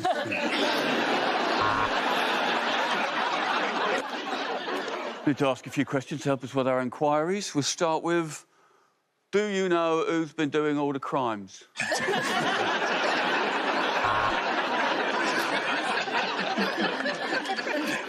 The man was found completely naked with a traffic cone on his head singing I Will Survive. Legend. So, there were no witnesses. Very convenient. Your brother said he was with you all evening. Very convenient. And you live near a Tesco Metro.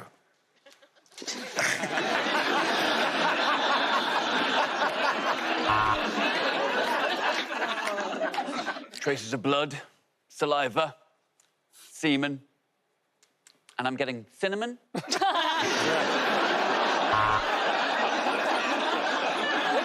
The next topic is things that would change the atmosphere at a dinner party. OK, before we start, our good friend is going to say a few words about us all. So take it away, Dominic.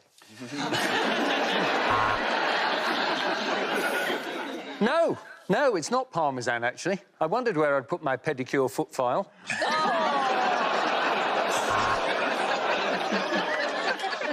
Oh, isn't it lovely to do something without the kids? I mean, ours are all right, but yours are bastards.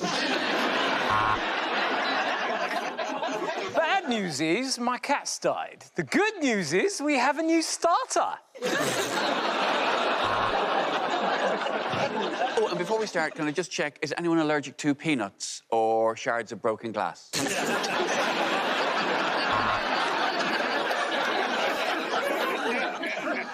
Greta Thunberg, thanks for coming round for the meal. We're going to finish off with baked Alaska.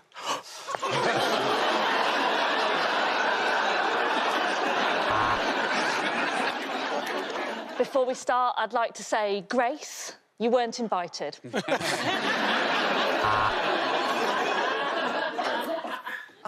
Would you mind carving while I pop for a shit?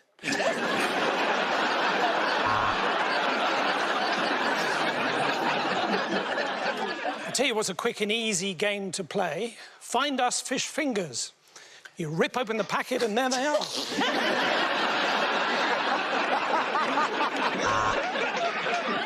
I was wondering, instead of some light music, we could play my podcast? So your mother has massive head injuries. Well, you're more likely to get injured if you've got a massive head.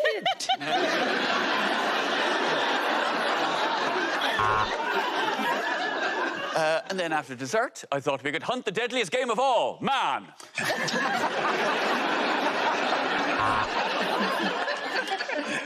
Actually, there's a funny story about why we call this jerk chicken.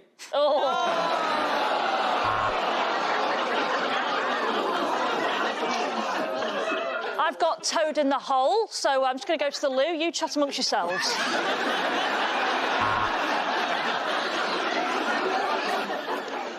Aperitif? Has anyone lost a pair of teeth? I found these dentures in the dishwasher. So, what does everybody think of Brexit?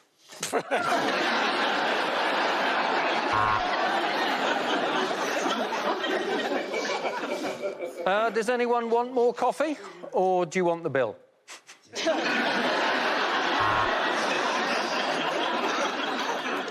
So what do we all think about another independence vote?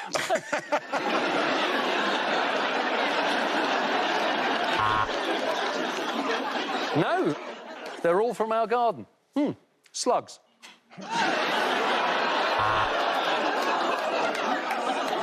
And for dessert, me.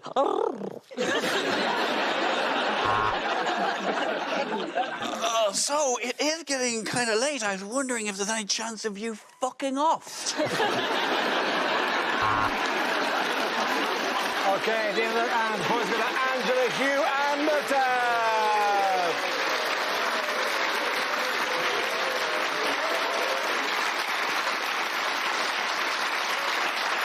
And that's the end of the show. This week's winners are Kay Kurd, Maisie Adam and Ed Byrne.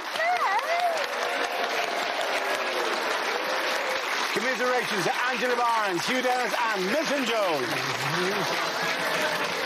Thank you for watching. I'm Dara Breen. Good night. There's a lot of laughter to be mined from day-to-day life. Check in with Kerry and Curtin in the often poignant and always hilarious This Country by pressing red now.